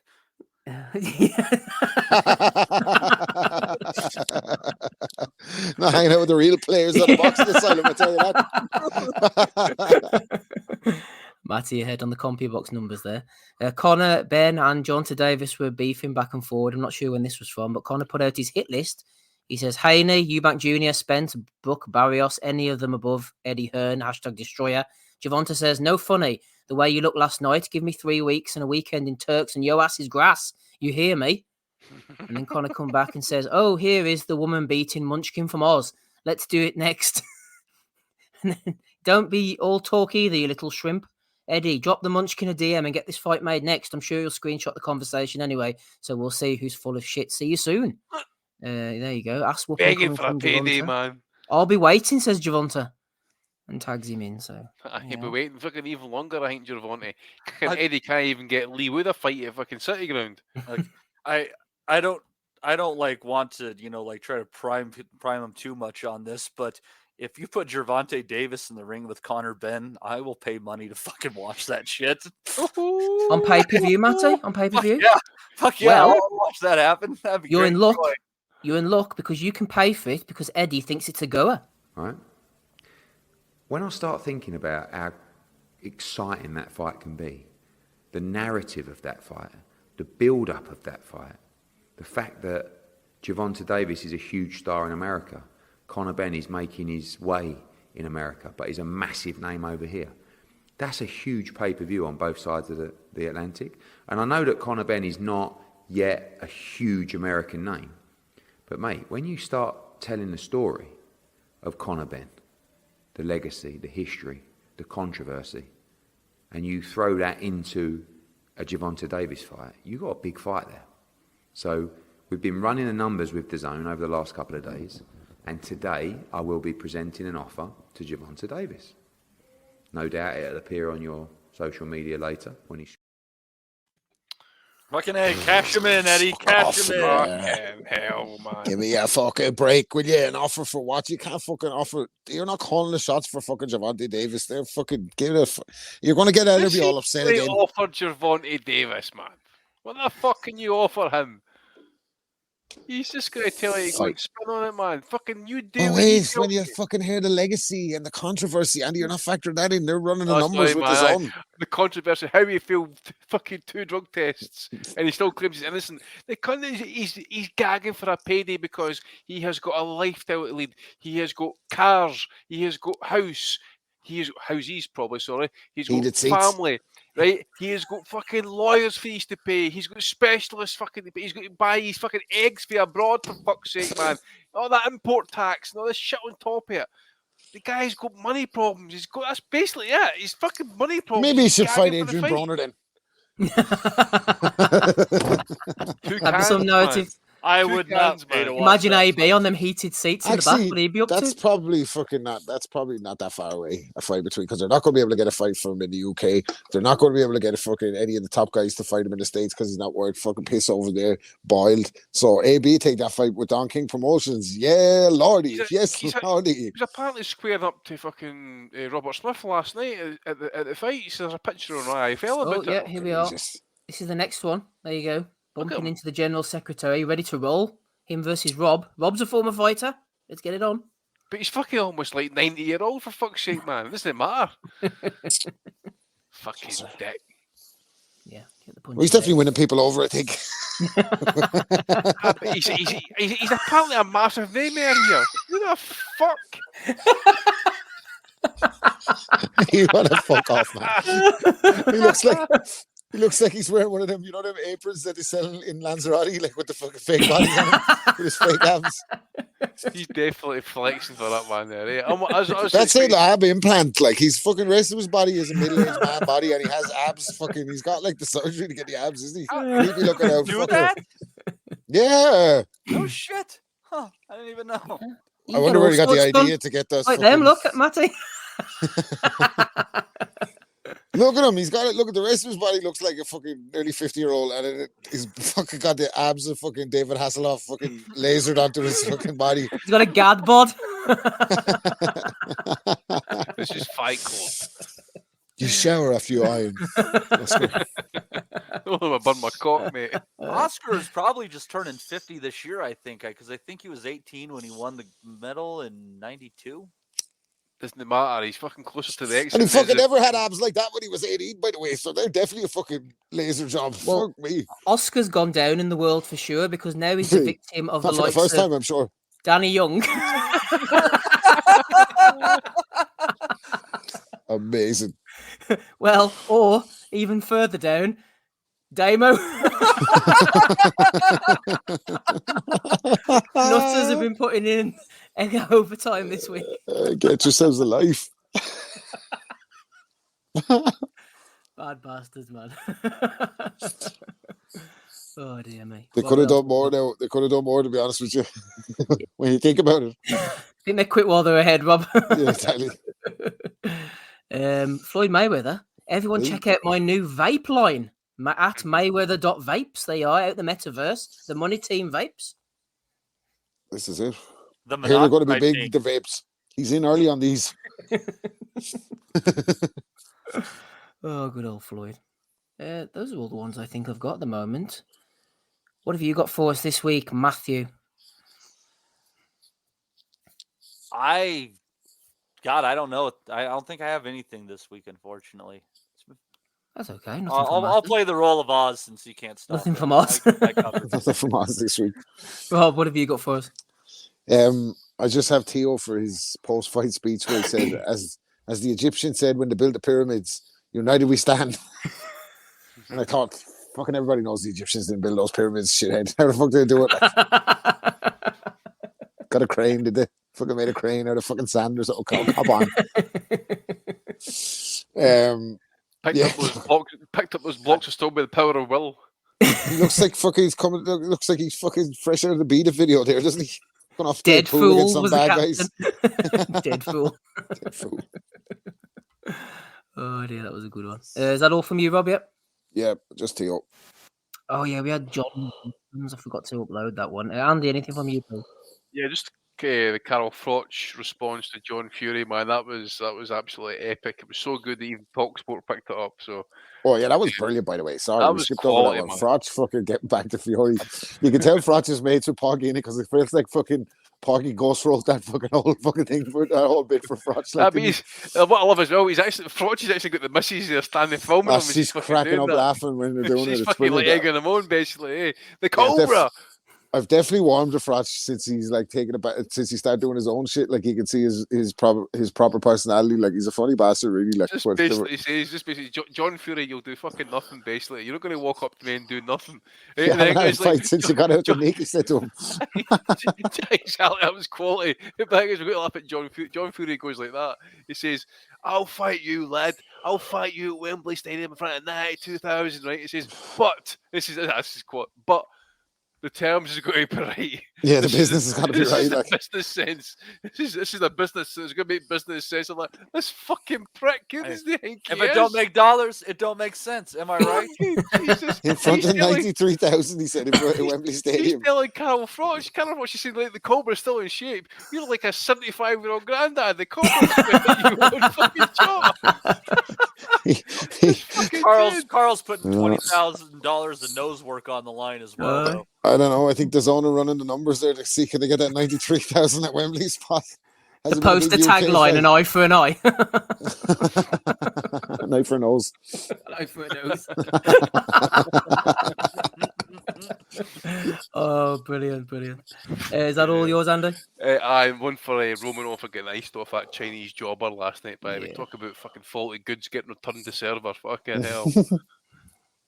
Good stuff. Right, so we had Eddie talking Gervonta, we had Mayweather doing his dancing, and what else did we have? Let's go through them very quickly. Rick Glazer was featured as usual. We had the bomber going on with Barton and being entered into the Hall of Fame. Curtis Woodhouse going in with Ben. We had Fazzo there. He is a sports analyst and betting tipster, in case you didn't know. We had Razor Ruddock. That was a good one there. The interview with KO Magazine. A bit more Glazer and a little bit more just for good measure. We had Hamzah Sheeraz. We had Fury's parking. We had the other Fury turning up at Comic-Con. We had the whole back and forward beef between Gervonta Davis and Conor Benn. Robert Smith got thrown in as well. We then had Oscar's missus and Oscar himself getting lampooned by the Nutters. It was a good week. It was a very good week, wasn't it? Flip me. There's quite a few here, actually. I'm thinking, and Floyd Mayweather with the vapes as well, Matty. It's a good week, and you can start us off strong. As crazy as it is, Steve, considering all this modern material we have here, I got to go back a quarter century to Razor Ruddock. Yes. That's one of the very few times I've laughed so hard at something during the Bellew of the week where I have cried. That was fucking great. Brilliant stuff. Yeah, I'll go for that as well. I'm the same. It's brilliant when you read it in Razor's voice as well, isn't it? Yeah, I'm just to put this in no paper. I'm just thinking about this like 6 black guy raging, this story getting told about him going about the women's dress, and then I'm thinking about my head's going back to that Cat Williams interview. Imagine that was some uncomfortable conversation when he catches up with the two boys. You put it in a press release. He must have pissed him off. There has to be a backstory. And then like 30 years later, he turns up with fucking a pair of nipples. He needs a B-cup rapper, man. Fucking something's going on there. Like, who would have thought Andy Murad Muhammad would pull such a stunt on somebody? Nobody saw that coming. No. Like a Razor Ruddock in a fucking cemetery wearing a dress. That's quality. What an image, Rob. The three of us have gone for that. What are you going for? No, it has to be that now. Like, would have been Eddie talking up fucking Gervonta and fucking Ben other than that, but just Ben. I'm sick of Ben at this stage. I don't really want to talk about it, but that's brilliant. Like Razor. What a fighter, by the way. Good fighter. Yep, very, very good fighter was Razor Ruddock. But this week, he is the Bellew of the Week for episode 559. Congratulations to you, Razor Ruddock. Quick shout out before we hand back to Matty to Ruben B, who joined us over at patreon.com/boxing asylum. He's in the Nutters group. He's making predictions as we speak. Shout out to Joe Kennedy. Special thanks to him behind the scenes for running the prediction league, and to Danny Young for compiling all the Bellew of the Weeks for me as well. Great work by the boys there. Unheralded, unrivaled work. Matty, back to you. Fantastic work. It was an enjoyable time. And I believe it was an enjoyable time that was had by all. I would like to thank Steve Wellings, Andy Patterson, Rob Kelly for joining us today Also, those super chatters as well. Fantastic. Everybody that hopped in the chat, we appreciate you very much. Sorry for not doing shout outs today. I knew I forgot something. Join us next week where we will review all of this action that we have previewed this week, as well as get in the front of some Japanese action the next week. Ooh. Is it boxing or is it hentai? Find out next Sunday on the Boxing Asylum Nuthouse. I've been your host, Matt DiGianardo. Take care. We'll never forget. I think that's good happening. Go to Animal! We want to be honest, yeah? Crying like a little bitch. I've never met a fucking swank that can fight me. I fell asleep. I fell asleep. You're a fucking bum. You're a fucking asshole. Rumple fucking Stiltskin. But allegedly, Oscar Rivas has failed a test. 7-year ain't it? 7-year ain't it? I will fucking smash fucking you. I hope you fucking die. Be safe. I love boxing sounds. Simple as that. Sports Social Podcast Network.